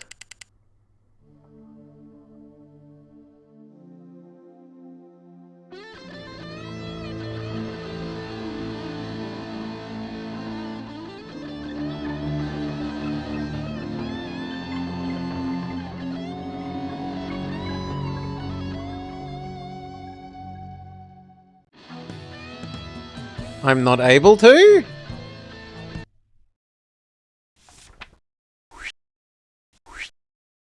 It didn't show me the thing. Delgado only wishes he had even half an alibi. He insists he stayed at the Best Western in Albuquerque the night of the murder, but there is no record of it. Let me look at it. But I can't. Owns gallery, olds and sell stuff, blah blah blah. Says he didn't threaten Anna at the Misa Cafe. So this was a lie because the old white lady says so. He lied about his alibi. And if we could check about his van, we would probably find that the van hasn't been unused for 2 weeks, but I don't know how to do that.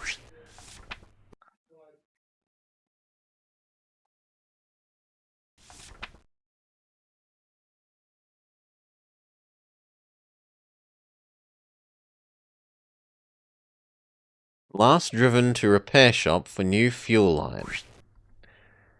Can we visit the repair shop and check there?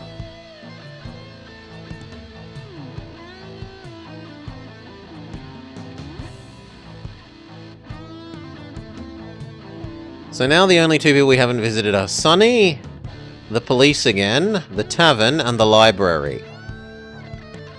Let's check out Sunny. Proceeding to Sunny Two Feathers on the Pueblo, over. 10-4 D52. Night Sky, Mr. NYPD Red. How are you? What can I do for you? Aw, he seems very friendly. I have an instant like of him. We're here about Anna Elkmoon's murder. Yeah, that's a real shame. I heard about that this morning. She was a real hero to a lot of the young ones. I don't know what I could tell you, though, that you don't already know. She was a pretty fierce opponent of your plans for the casino of the Ancient Ones. Misguided, like a lot of folks. But I didn't take it personally. You don't last too long in Pueblo politics if you take it personally.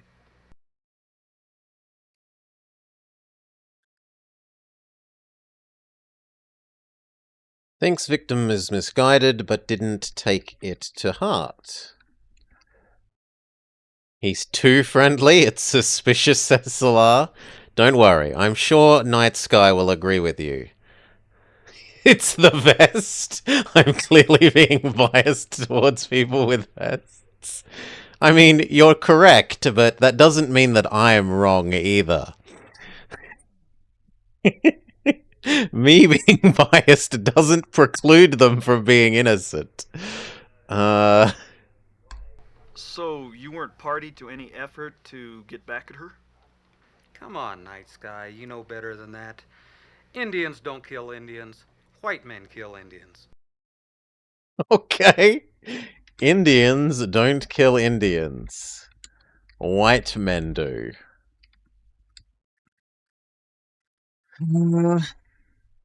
I understand she spoke out at the casino meeting and got a pretty positive reaction. Who'd you talk to? Her sidekick? That Belen boy? I tell you, I heard as many hisses as I did cheers. The irony is, Anna probably helped us more than she hurt us. She's not exactly Miss Popularity out here, not since she took a hard line on expanding the Indian market. You're saying to me you're glad she came out against the casino? Well, a lot of folks think Anna wanted to have her cake and to eat it too. The folks around here know that the casino means a steady income, a chance to educate the kids. Anna's already made her bundle. It's easy to talk about slowing progress when you tool around town in a Mercedes. That's fair. He has an aggressively mid-90s haircut. His mullet is an impressive mullet. What's your connection to Ed Snyder? Ed's the man that's going to bring prosperity to the Pueblo. I understand there have been some tensions between the two of you lately? Well, Ed's a businessman, looking out for his own interests. There's nothing wrong with that. But I've got responsibilities to my own people. And that's all I'm going to say about that. Where were you when the murder was committed? Where were you on the night of the murder between 10 p.m. and 2 a.m.? Well, we were in meetings after the public hearing until about 11. And then me and a couple of the boys went over to the Bristlecombe bar to have some drinks and stayed till about midnight. That's it. I got home about 1 a.m.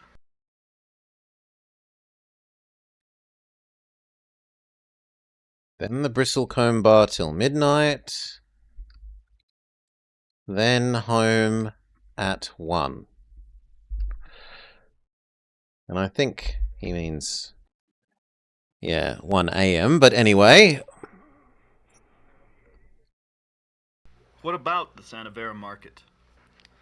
Half the Indian population in Santa Vera makes its livelihood from the Indian market, directly or indirectly. If you get excluded from that, you might as well move out of town. But you know me, Night Sky. I'm not about to point my finger at any brother. Like Raymond Wolfwalker, for instance? You said it. I didn't. Who the hell is Raymond Wolfwalker?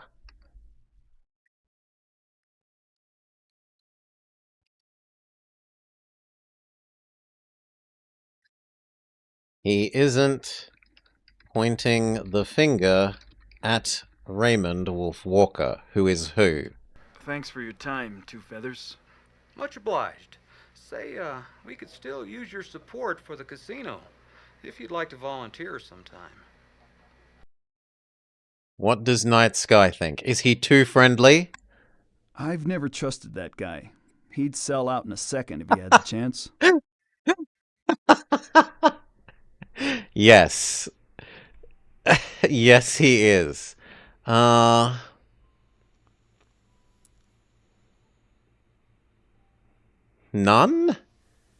None. Motive? Greed.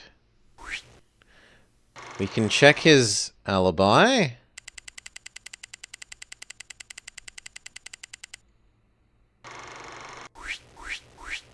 Done. Does that mean now we can find a new person? Yes, Raymond Wolfwalker.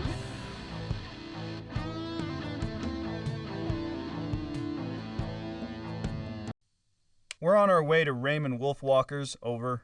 Copy that. Raymond Wolfwalker? That's me. If you're looking for some of the best weavings, you've come to the right place. We're detectives with the Santa Fe Force. We'd like to ask you a few questions about Anna Elkmoon. Well, nobody I know around here is shedding any tears over what happened to that woman. She got what she deserved. Why do you say that? Anna Elkmoon had lost touch with the spirits, with the people, blinded by the white man's riches. She ran the Indian market like a tyrant. I lost my wife because of what she did. If it hadn't been for Anna Elkmoon, Mary would still be alive. No. No tears here.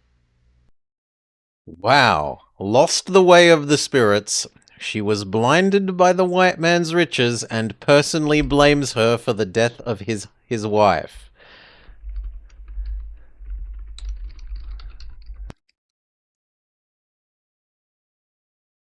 He says it also nonchalantly as well, right? Your wife committed suicide? Things were beginning to turn around. It was the beginning of a new day. The people who saw Mary's work said it was some of the best in the valley. She deserved a place in the market. But that evil devil didn't give her one. All that power in the hands of a few, it's criminal. If you're an artist and you're turned away from the market, you might as well pack it up. Mary couldn't handle it. Did you want revenge? Perhaps you wanted revenge. A man who stoops to the evil of his enemies is no better than they are. Fate took care of Anna Elkmoon. And now Mary can find peace. Fate took care of her, not me. Where were you when the murder happened, please? Can you tell us your whereabouts between 10 and 2 a.m. the night of the murder? Listen, I already told you. I had nothing to do with the shooting of Anna Elkmoon. We still have to know. A friend of mine was evicted out of his apartment, and I was helping him out. I was making trips back and forth to the shelter down on Camino Brago. We got finished around 12:30. I went home, went to sleep. My mom was taking care of the kids.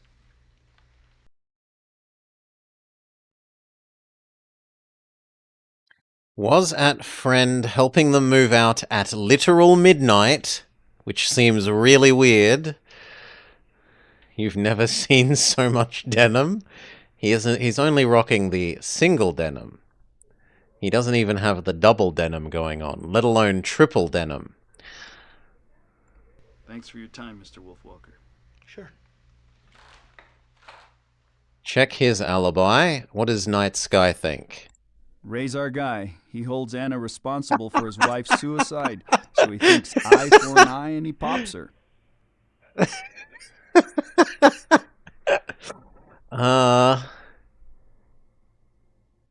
None. Motive, revenge for dead wife.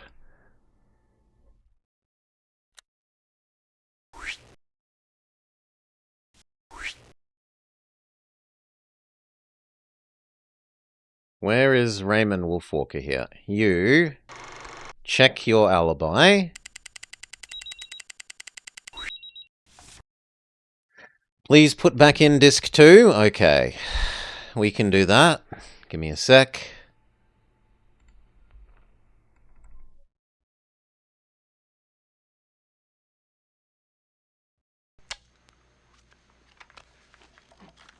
You've been on this case long enough to start showing some results.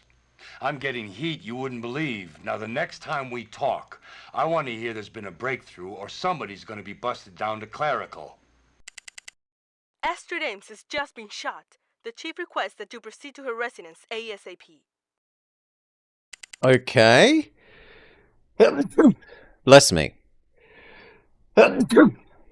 Bless me. We can wait about checking the alibi report because the active shooting is slightly more important.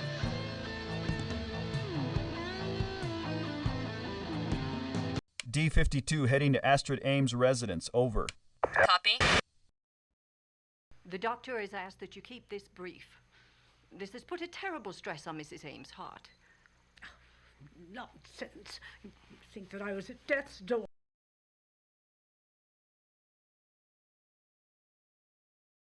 Okay, can you tell us what happened? Mrs. Ames, can you tell us what happened?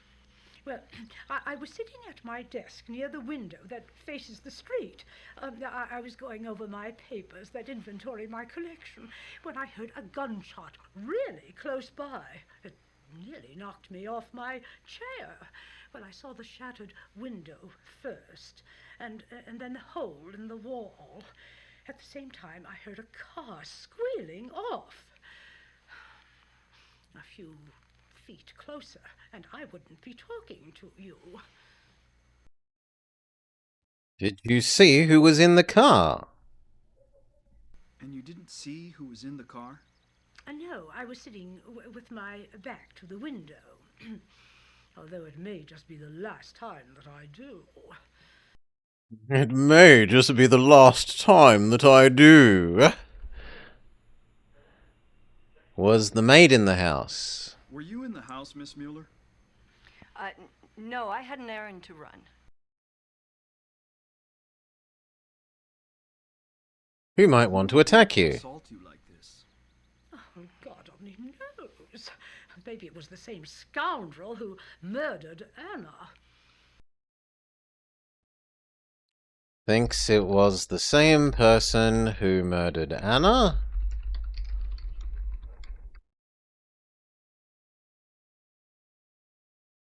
Phone records indicate that Anna called here on the afternoon she died. Can you tell us about that?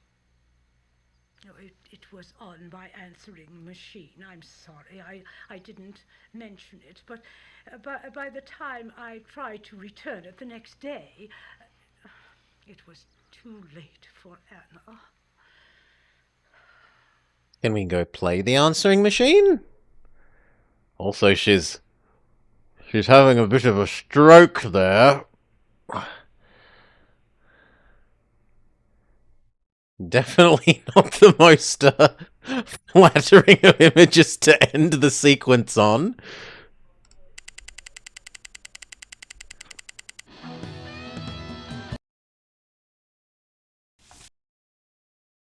No, Karen Gordon's alibi does not check out. The bartender at the Ocotillo saw her leave with Ed Snyder just after midnight. But while she says she spent the night with Ed, a neighbor saw her car take off from Ed's place by 12:30.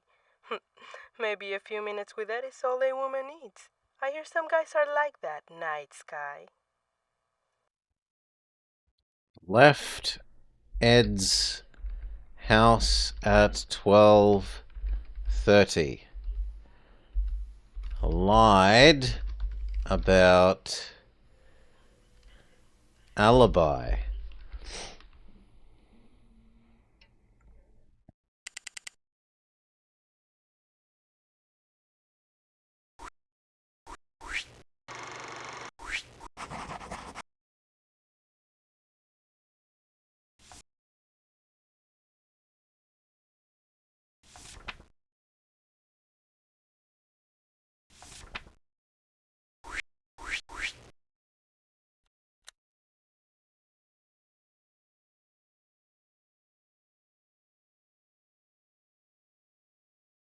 Why hasn't old lady been added to this?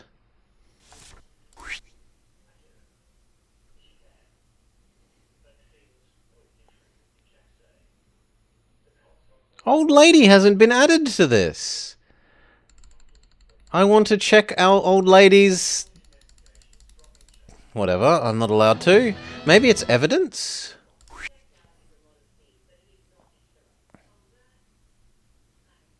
No.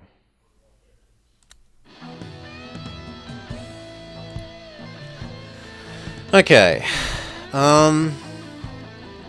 We haven't been to the tavern, we haven't been to Police HQ lately, and we haven't been to the library ever.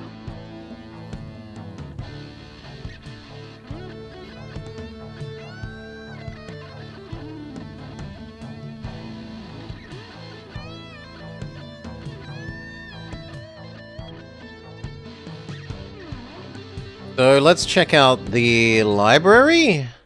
D-52 heading to the library. Over. 10-4.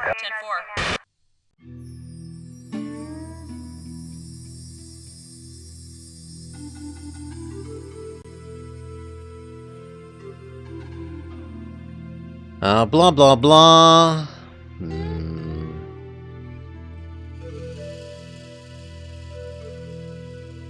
Okay, so this looks like it's just, background info on the world.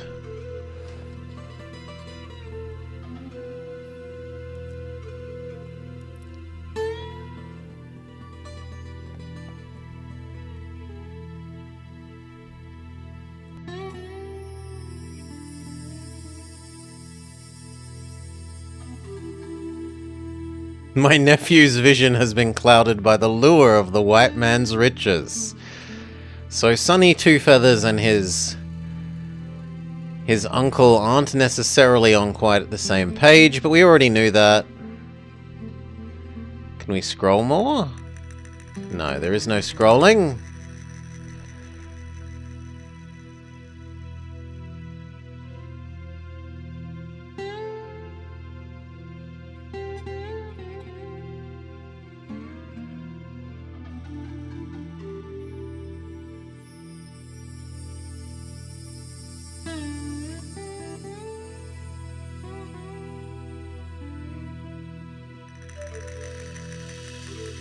There was a lady who said Van Dressner knowingly bought stolen stuff and that she was fired for daring to suggest that it was so at the time. He says she's just a disgruntled employee, don't take her seriously.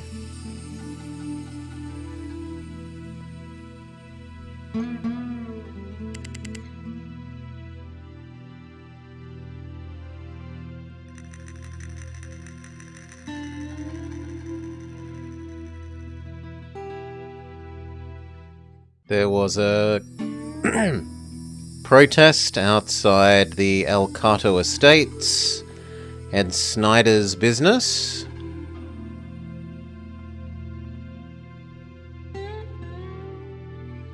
He's proud of his work.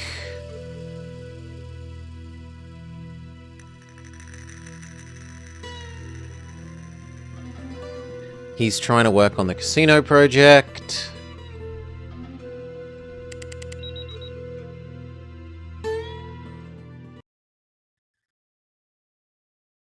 No, unhappy ex-worker.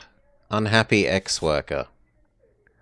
No, Mr. Two Feathers has no alibi. He left the Bristlecone bar at midnight and didn't make it home until 1. The drive should have taken him half an hour. Where's the missing half hour? Alibi check. Says there is a missing half hour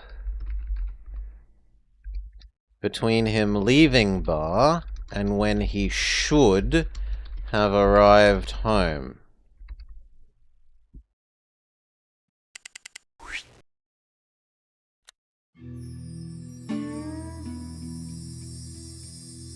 Historic pot to be returned to Santa Vera Pueblo. Private collector Astrid has decided to return one of her most prized pieces, the world-renowned Kiva pot. Blah, blah, blah, blah. Tribal Council leader Sunny Two Feathers issued a public statement that she was simply returning to the Indians what was rightfully theirs. Blah, blah, blah. Blah, blah, blah. This marks to the return of Pueblo, a coveted treasure with great spiritual significance for my people, stated Shaman Joe Edita. It is a great day in our history. Presumably this pot has a great spirit resting inside of it and wasn't a fake.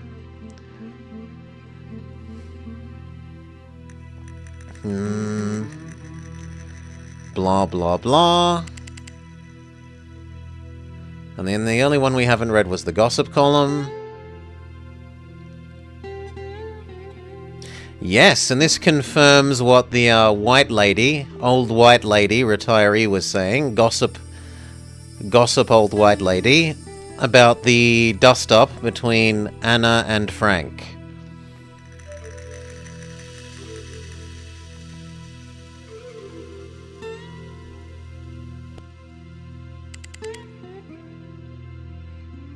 Okay, and that's all. We are done with the library.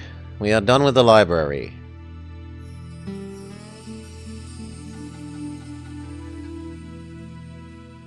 We've never been to the tavern. D-52 to the Mongoose Tavern, over. 1040-52.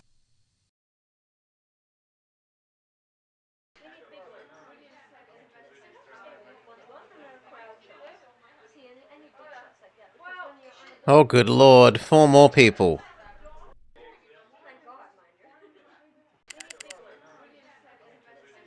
He had nothing to say? Personally, I suggest you take a hard look at the Indian market. Anna took a stand on the board a few years ago, opposed expanding the market, and won. Got a lot of people up in arms. Didn't some Indian artist commit suicide over it? Wolfwalker, I think her name was. Mary. Married to Raymond Wolfwalker. Weavers, I think. Links to Wolfwalker's suicide. And that was...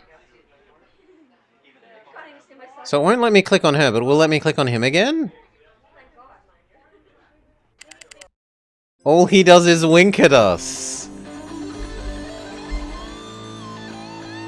Woman on right in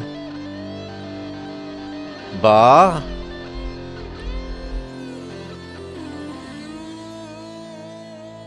Lodgepole. Only has wink to say. What about the other two?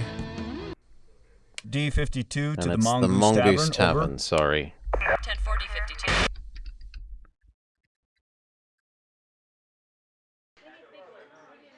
What about Graham Haggerty? You know what they said about Anna, don't you? Nobody tougher.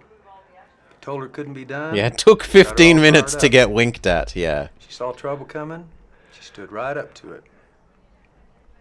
I'd want to talk to Ed Snyder if I was you, Detective. He's the linchpin in this whole casino deal. Snyder and Sonny Two Feathers, Joe Detta's nephew, cooked this casino scheme up. They both stand to lose big, although now I understand they got their own battle going. Sonny doesn't like how the way Ed views the Indian ways. By the way, the Bristlecone Bar is only 20 minutes from Two Feathers' house on the Pueblo, and Anna Elkmoon's is on the way. He had time to commit the crime, ditch the evidence, and still be home by 1. Ooh. Briscombe is only 20 minutes away from Sonny's house on the way. This matches the 30-minute window in his alibi. 14 minutes of staring longingly into our eyes and then 1 minute to wink. Okay, and what about the lady with the violently pink shirt? Kara. Oh, sorry, Carla. I don't know whether you've heard, but the pot Anna Elkmoon was cleaning, it's supposed to be cursed. And the fact that it was taken from the kiva. Wait a minute. I'm getting a vision. I'm seeing Anna involved with a young man who is jealous. Here we go. Fresh from her triumphant tour of the spirit world. Very jealous. It's not her husband. His name starts with P. That's all I'm getting right now. I think he has important information. I meant to take a woman wearing parachute pants who has a vision seriously.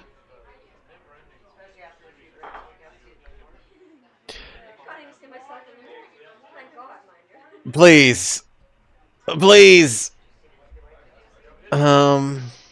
Whose name starts with P, though?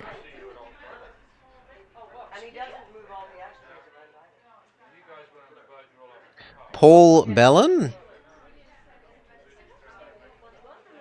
But he's definitely not the murderer, so that doesn't matter. Now, why was the young man jealous? That's unclear. Maybe he's jealous about the husband?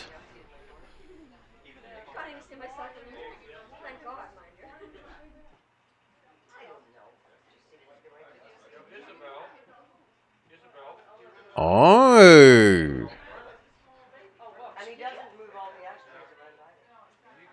No, but that's not the right... That doesn't make sense, because the green van was the other person.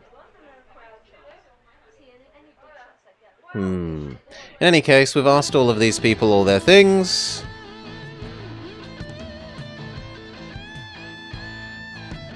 And so I think we've done everyone?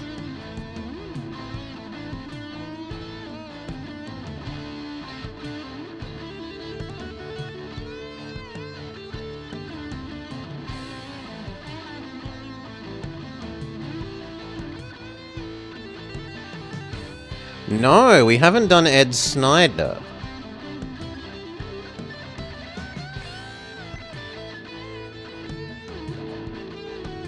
Alright. Well, where are you? On our way to see Ed Snyder, over. Okay, 1040-52.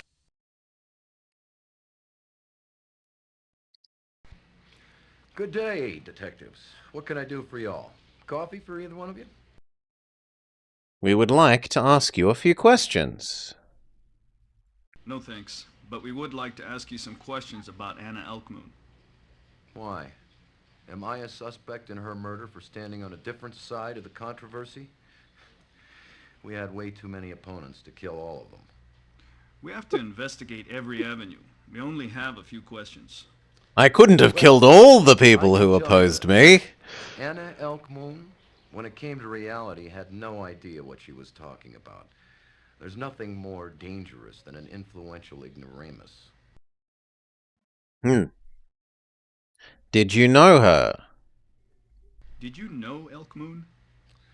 Well, I can't say that we ever spoke to one another, but of course I knew her on sight.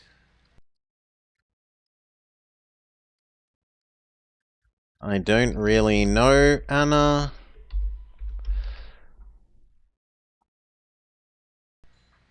What about your relationship to Karen Gordon? Do you find that significant, detectives? Well, we were seeing each other, if that's what you're getting at. Relationship with the husband's ex-wife.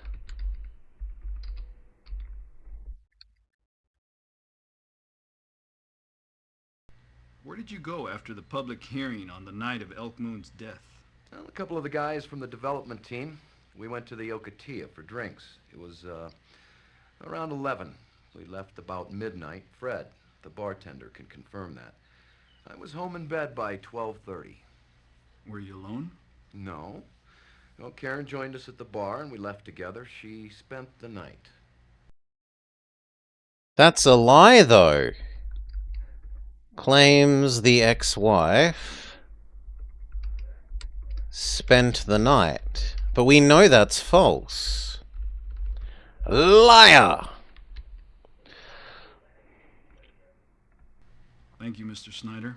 We'll be back if we have any other questions. Anytime, officers. Good old boy likes two things, himself and his cash. And if Anna stood in his way on the casino project, she was messing with both. Who could have guessed that Night Sky would think this man was also guilty? Relationship.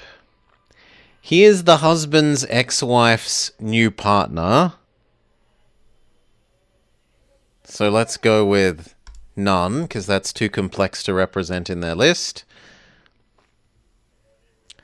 And it's... greed?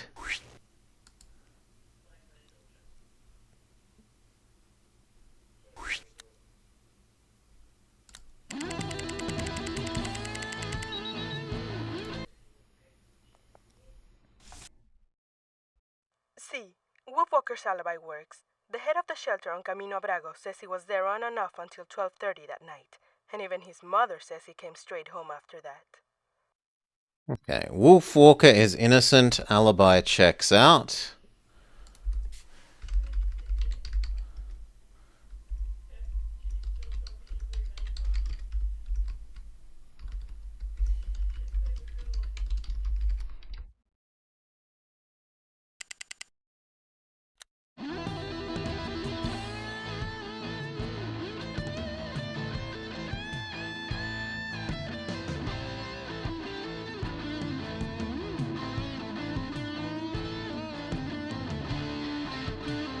Who do we want to confront? Do we want to go confront Two Feathers? The husband? The previous husband? Have we talked to the previous husband?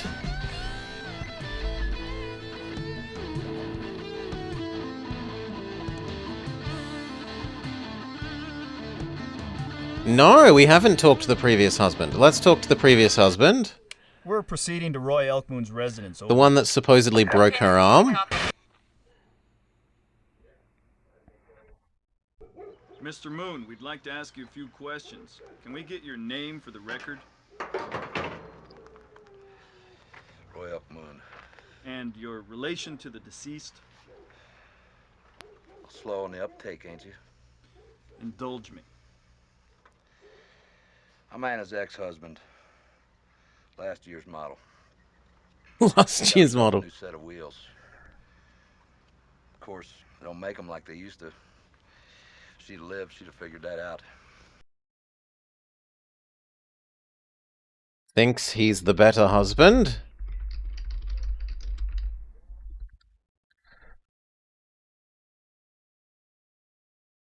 You've got a record of spousal abuse. Anna had to be hospitalized on one occasion. If you're lucky, Night Sky, you get one shot at a good woman in this life. I blew mine. I made a lot of mistakes. That's for damn sure. But I never stopped loving Anna, which is more than I can say for that bottom feeder she's married to now. Oh? What's your beef with the husband? What's your beef with Jack Gordon? I mean, Mr. Instant Red Man, he's the one that turned Anna against me. One day she does a guest lecture thing in one of his classes. Next thing I know, she's seeing him more than she's seeing me. It was obvious what was going on. When did you last see Anna? When did you last see Anna? Why do I get the feeling you already know the answer to that? I'd like to hear it from you. After the casino meeting, we talked. Talked or argued? We were doing fine until that scum took a swing at me. Yanked Anna away and forced her into the car. I understand you kicked the car as they pulled out. That was a message for the white man behind the wheel, not Anna. And maybe you followed them home to finish delivering your message. That's a load. I came right straight back here. Ask the neighbors. If you want my opinion, Jack was mad enough to kill. Fact is, Anna was about to settle with me, and that pissed him off big time. You ever thought of the possibility that maybe the great white professor murdered his Indian wife and then hid the pots to make it look like a burglary? Current husband is supposedly claims that the current husband is annoyed that they are finalizing their divorce in terms of money. How'd you know there were pots missing?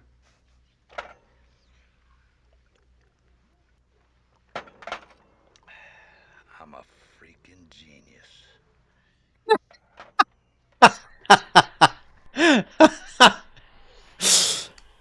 Self-proclaimed genius.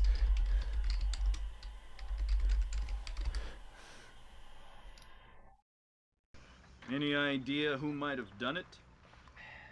Hell, you're the detective. Anna couldn't help but make waves. Never knew when to leave well enough alone. Always pushing and pushing. Like she pushed you?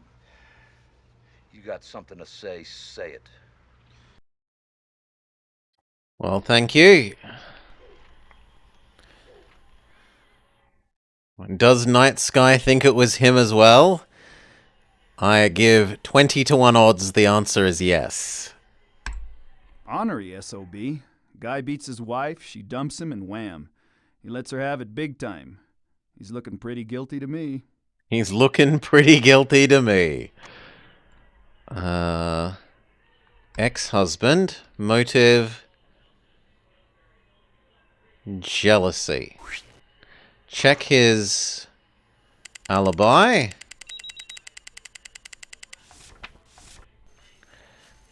I think you'll agree I've been pretty patient. Now you're going to have to make your move, but the evidence better be good.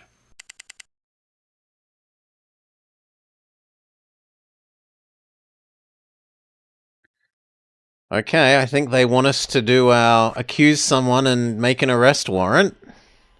So let's check that out. Where was the info about making an arrest warrant?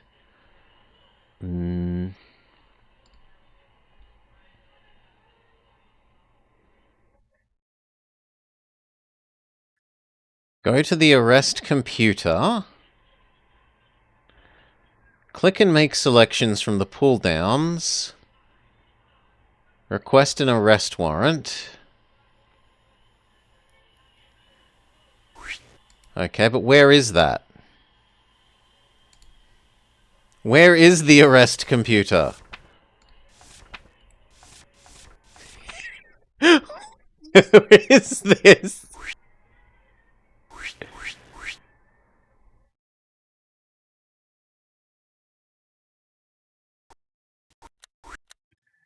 Help. Arrest computer, but don't tell me where it is.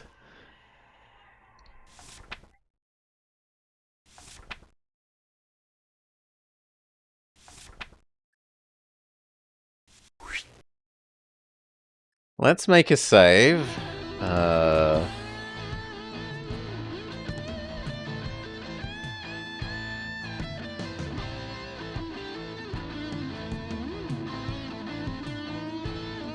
At the station? Well, sadly, Morri, our 2 hours are up. But we're close enough to the end that I think I'll be generous enough to play a little bit more. So let's go to the police HQ. Back to headquarters, over. Copy that, D-52. Can we find the police? Okay, arrest thingy.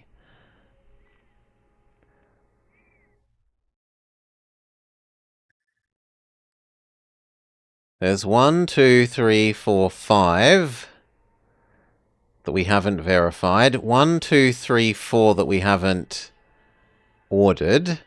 So, do we think...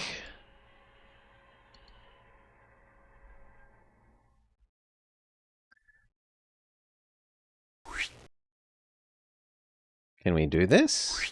let's go back to the help thing. Click and make a selection from the pull-down menus.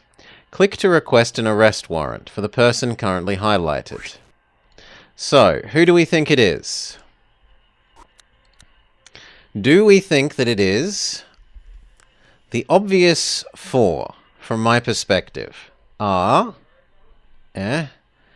guy whose van it was in, who's fairly obviously been framed, but could be legitimately in guilty. Where was Van Man? McHorse. So the options as far as I'm concerned are McHorse, because angry about being fired. There's... We haven't asked more about the husband, and the new ex-husband said it could be the current husband, but I don't know. That seems...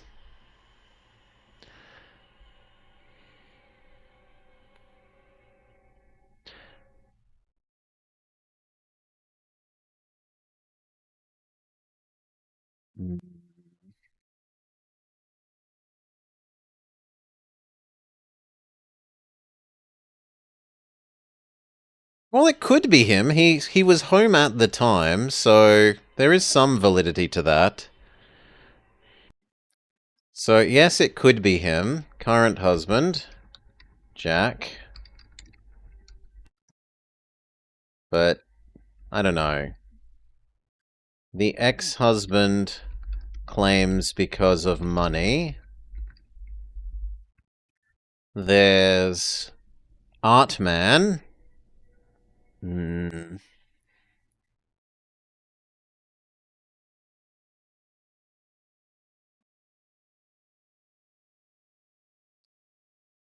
Van Dressner, whose van was whose van that they claim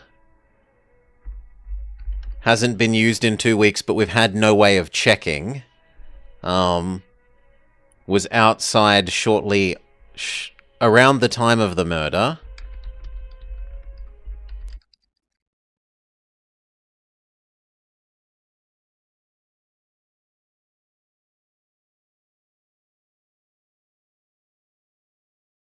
But doesn't seem to have all that much going for him.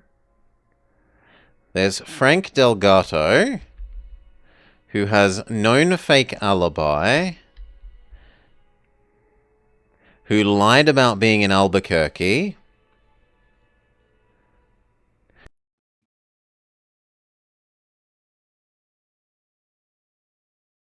Wait, are they different van people? Oh, no, the other guy said there was a van. Okay. Bless me, my bad. So no, Van is... There's no real thing for Van. But Frank, van at crime scene, company van, or company van potentially, at crime scene, owed money, angry about being dumped as their art dealer,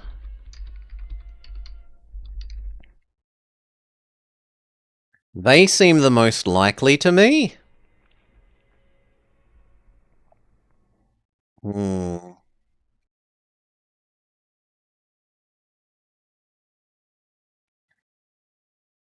The ex-wife was lying about the new guy staying over, but it doesn't seem like... I don't feel like he's likely to be it.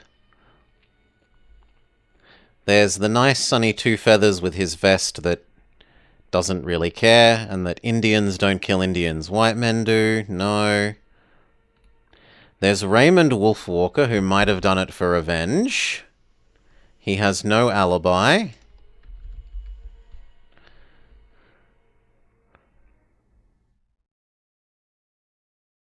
What? I thought he had no alibi. Why does it say verified? Oh no, innocent alibi. My bad. Checks out. Okay. Nope, can't be him. I'm gonna go with Frank.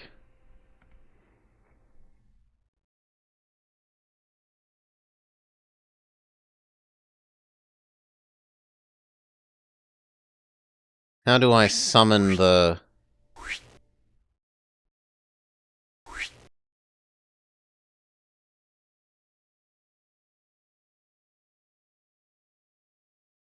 With the phone trace? Okay, let's look at our phone trace. Because we need evidence to bring them in.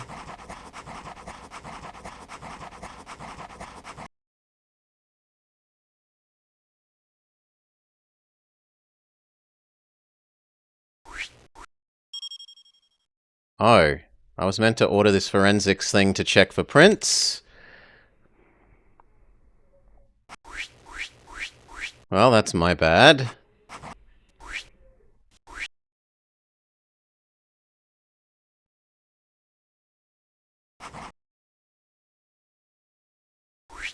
Also, forensics should check a stain on the receipt. Ay, ay, ay.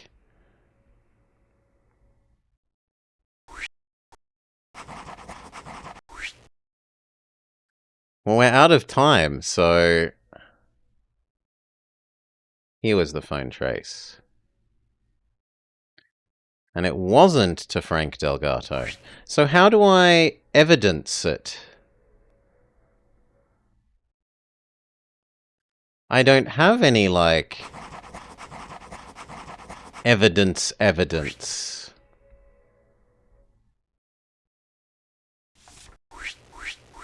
I guess I click this?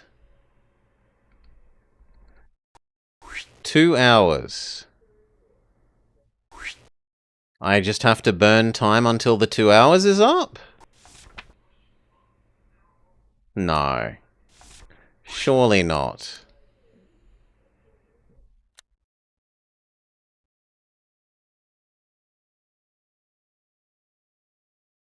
Oh, you changed them to suspect here. Okay.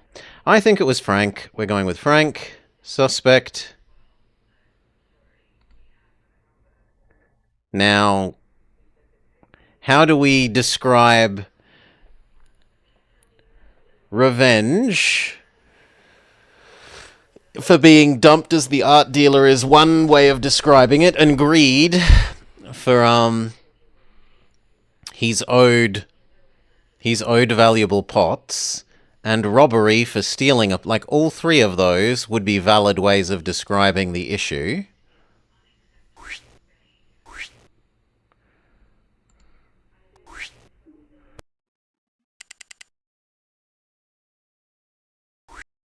We've got an arrest warrant? And then what do we do with it? D52, the chief requests that you proceed to his office ASAP. Okay, we can go to the office. Let's just double check the help thing about arrest computer. Blah, blah, blah. No, that's all it does, is it just tells us how to make a warrant. Well, done. Let's go to the chief's office. Delgado has a perfect alibi at the time of the murder. He was in a motel just outside of Albuquerque. On top of that, the No, we security checked guards that, checked their and it video said for that no. question, and Frank Delgado's car stays parked outside his room all night. Now, this places him far away from the crime scene at the time of Anna's murder. Now, although he had a motive, he didn't have the means to kill her.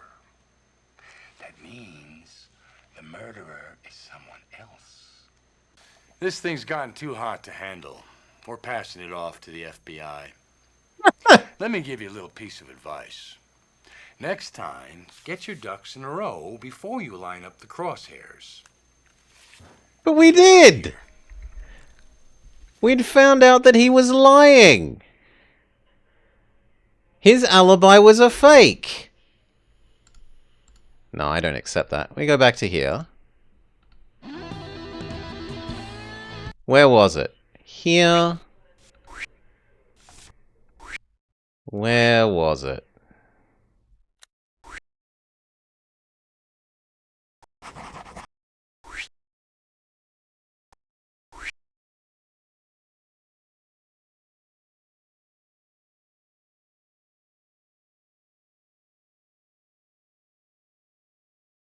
Yeah, him. This.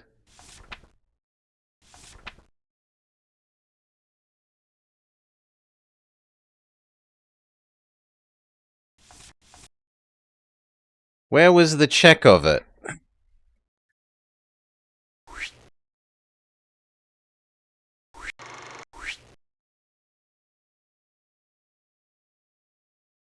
Delgado only wishes he had even half an alibi. See? He insists He stayed at the doesn't best have an Western in alibi. Albuquerque the night of the murder, but there is no record. There is no record of it.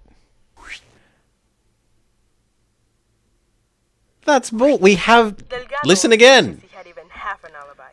He insists he stayed at the Best Western in Albuquerque the night of the murder, but there is no record of it.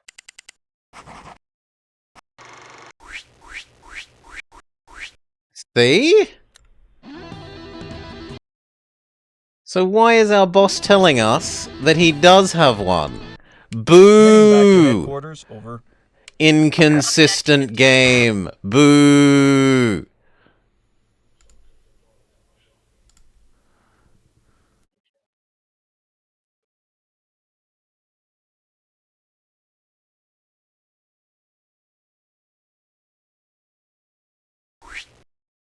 I don't know what more it wants. We have the alibi thing that says he's not got an alibi, that it's inconsistent.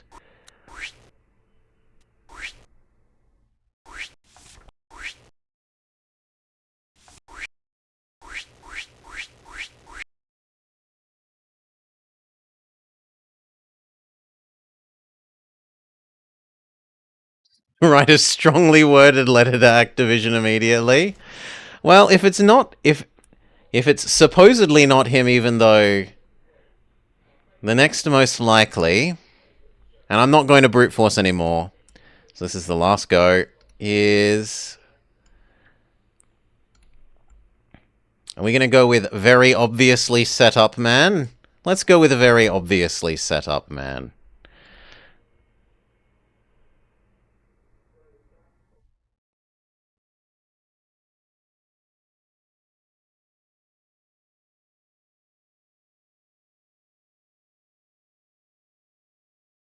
Well, no. Where's the guy that had the missing 20-minute thing? Sonny.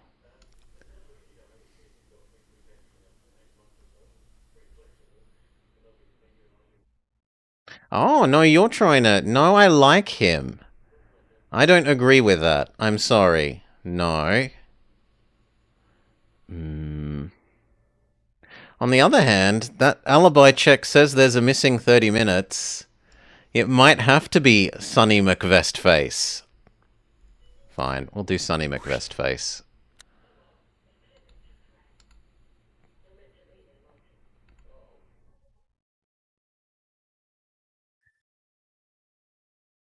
Greed, because he wants his thing to go along.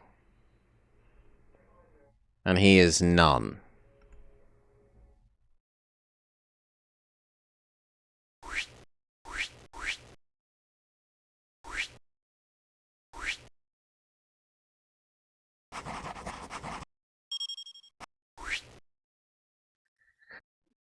He goes to jail, but the vest is free to go, yes. Unless this is going to make slightly more... No, this is just a different way to get at the information without leaving this screen. Okay, well, this is our last one. It's either him or... It's like him and the guy who's obviously been framed. And I will go... I don't want to test it for the sake of, like, finding out if it's right. I want to test it to find out just how much he berates you about obviously set up guy being obviously set up.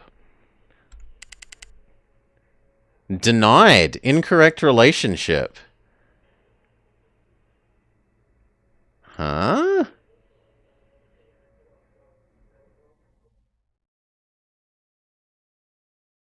But they aren't anything to each other. Maybe it wants acquaintance? Okay, it wants acquaintance.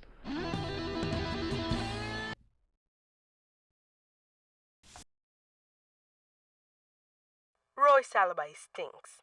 He says he came back home, back to the shack, right after the hearing. And he did. But what he didn't say is that he left again right after that. His neighbor tells me this and then chases me off the pueblo with his 22. Okay, can I confront you with the arrest D52 warrant? proceeding to Sunny Two Feathers on the Pueblo, over. 10-4 D52.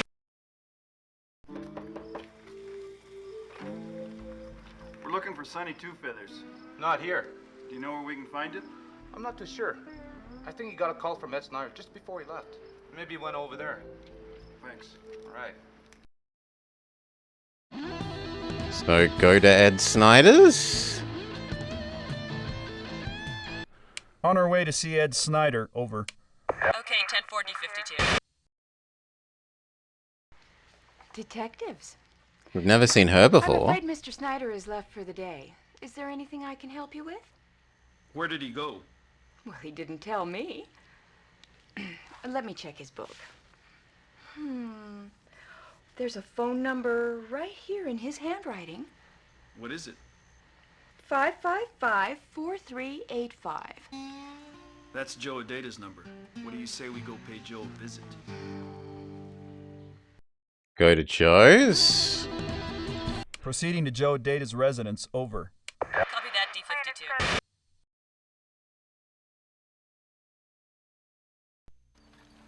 Officers, I'm so glad you came. My grandfather's missing. He went with his coffee to go sit by the river this morning and never returned. All we found was this. His cup. No other sign? No. Kathy Sosi, Granddad's neighbor, she said she thought she saw Granddad get into a fancy white car with a man in a cowboy hat. She said they headed out that way. But that just goes deep onto Pueblo land. After a few miles, it's not passable. What's out there?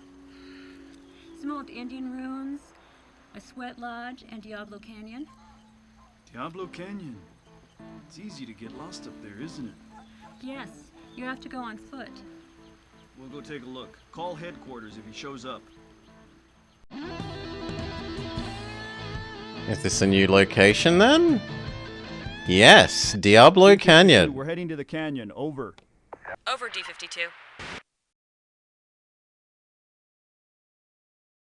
Move it. Now, or next time I shoot to kill. Let me see the pot again. You're stalling. Get going. Move it. Snyder! Hold it right there. Well, nice guy. You're smarter than I thought. I'll give you credit for that. Now let's just hope that you're smart enough to turn around and go back to where you came from. Or your friend here is going to have to pay the price. Snyder, drop the gun. You don't want to hurt an old man like Adata. What is he to you? He is my ticket to the lost Kiva, that's what. Drawing on the pot? That's right. Anna realized that the illustration showed a landmark somewhere in this area. And this is the only man who knows which one. No one knows for sure. The Kiva's just an old legend. You're chasing a phantom, Snyder. I guarantee it. Now let the old man go. No can do. Those Hellraisers find out that the Kiva sits under... Remember, Vestman, aim for the head. My plans will come to a grinding halt. I'll be ruined. Do what the man says, Ed. Well. There's Anna Elk Moon's killer night sky. Looks like I brought him right to you. And I don't even want a reward. He put me up to it. I'll swear to that. No, it was nice guy. No. I tried to keep the pot away from him, Uncle Joe, but he wanted to get rid of anything that could hurt the deal. But I'm not going to let you hurt my uncle. You got what you came for. Now take him and go. Here's your reward, you son of a... Freeze!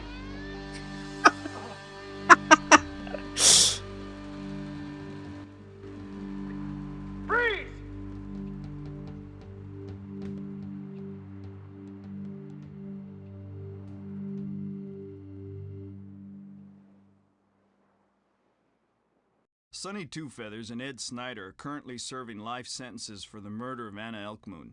Ed Snyder was also sentenced to 20 years for the kidnapping and assault on Joe Adeta. Based on Sonny's confession, this is what happened. Sonny was with his Uncle Joe Adeta the afternoon Anna called Joe. She thought the sacred pot's design with its double peaks could point to the ancient Kiva site at the base of the twin mountains of the Santa Cristos, right where the casino development was planned. That's all the ammunition Anna would need to kill the casino deal.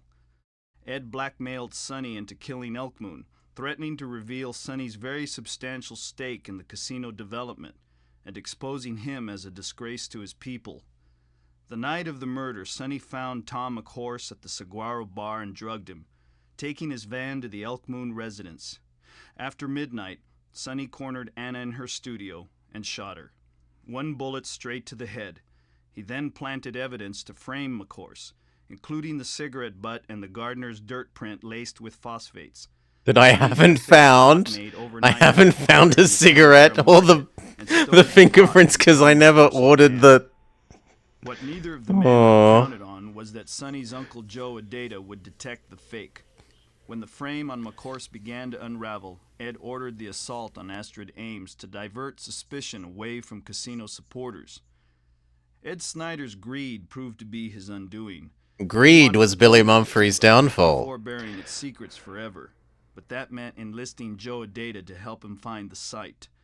When Sonny found out about it, he knew Ed would never let the old man live, and he had enough blood on his hands already. Sonny's remorse for his crimes were real, but Ed Snyder's only regret was getting caught. Ironically, the casino project was voted down in what a lot of people saw as a sympathy vote for Anna Elkmoon. The ancient pot has been returned to Joe Adata, shaman of the Santa Vera Pueblo. Whether it ever pointed the way to the famous Lost Kiva remains a mystery. Nice work, you two. You do your job. My job's a piece of cake.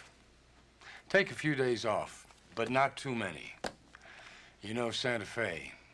It'll only be a few more days before some nutcase out there decides to make our lives interesting again. PG.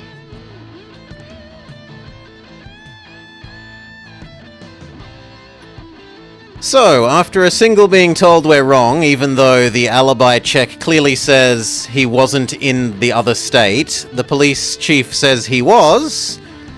That seemed really bad, but other than that, that one false, true, positive.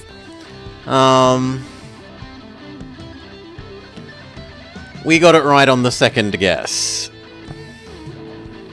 I still think the first guess is valid and that the police chief shouldn't be contradicting the alibi check. But whatever. It feels like there's a fair bit more that they expect you to have understood was going on than I definitely got. Like, the way they explain at the very end, this guy did this, and then this, and in the little break between here and then, this person then went and did this. Like, you're meant to get a lot more out of it than I did. I liked the acting. It wasn't like... There were a couple of times where it was a little bit hammy and over the top, but mostly that was pretty good. It did feel fairly detective-y, like going around and taking the photos and asking for the nerds back at office to do a check on this and run verifications on that.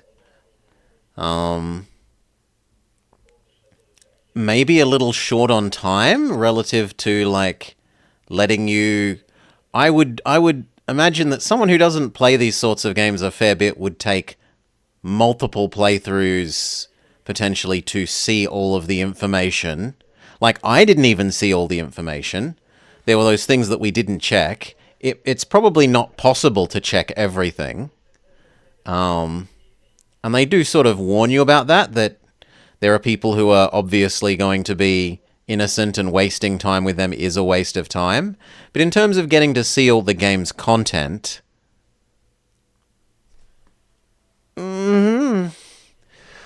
maybe not great that there's a lot of content that you get gated away from you based on the time mechanic.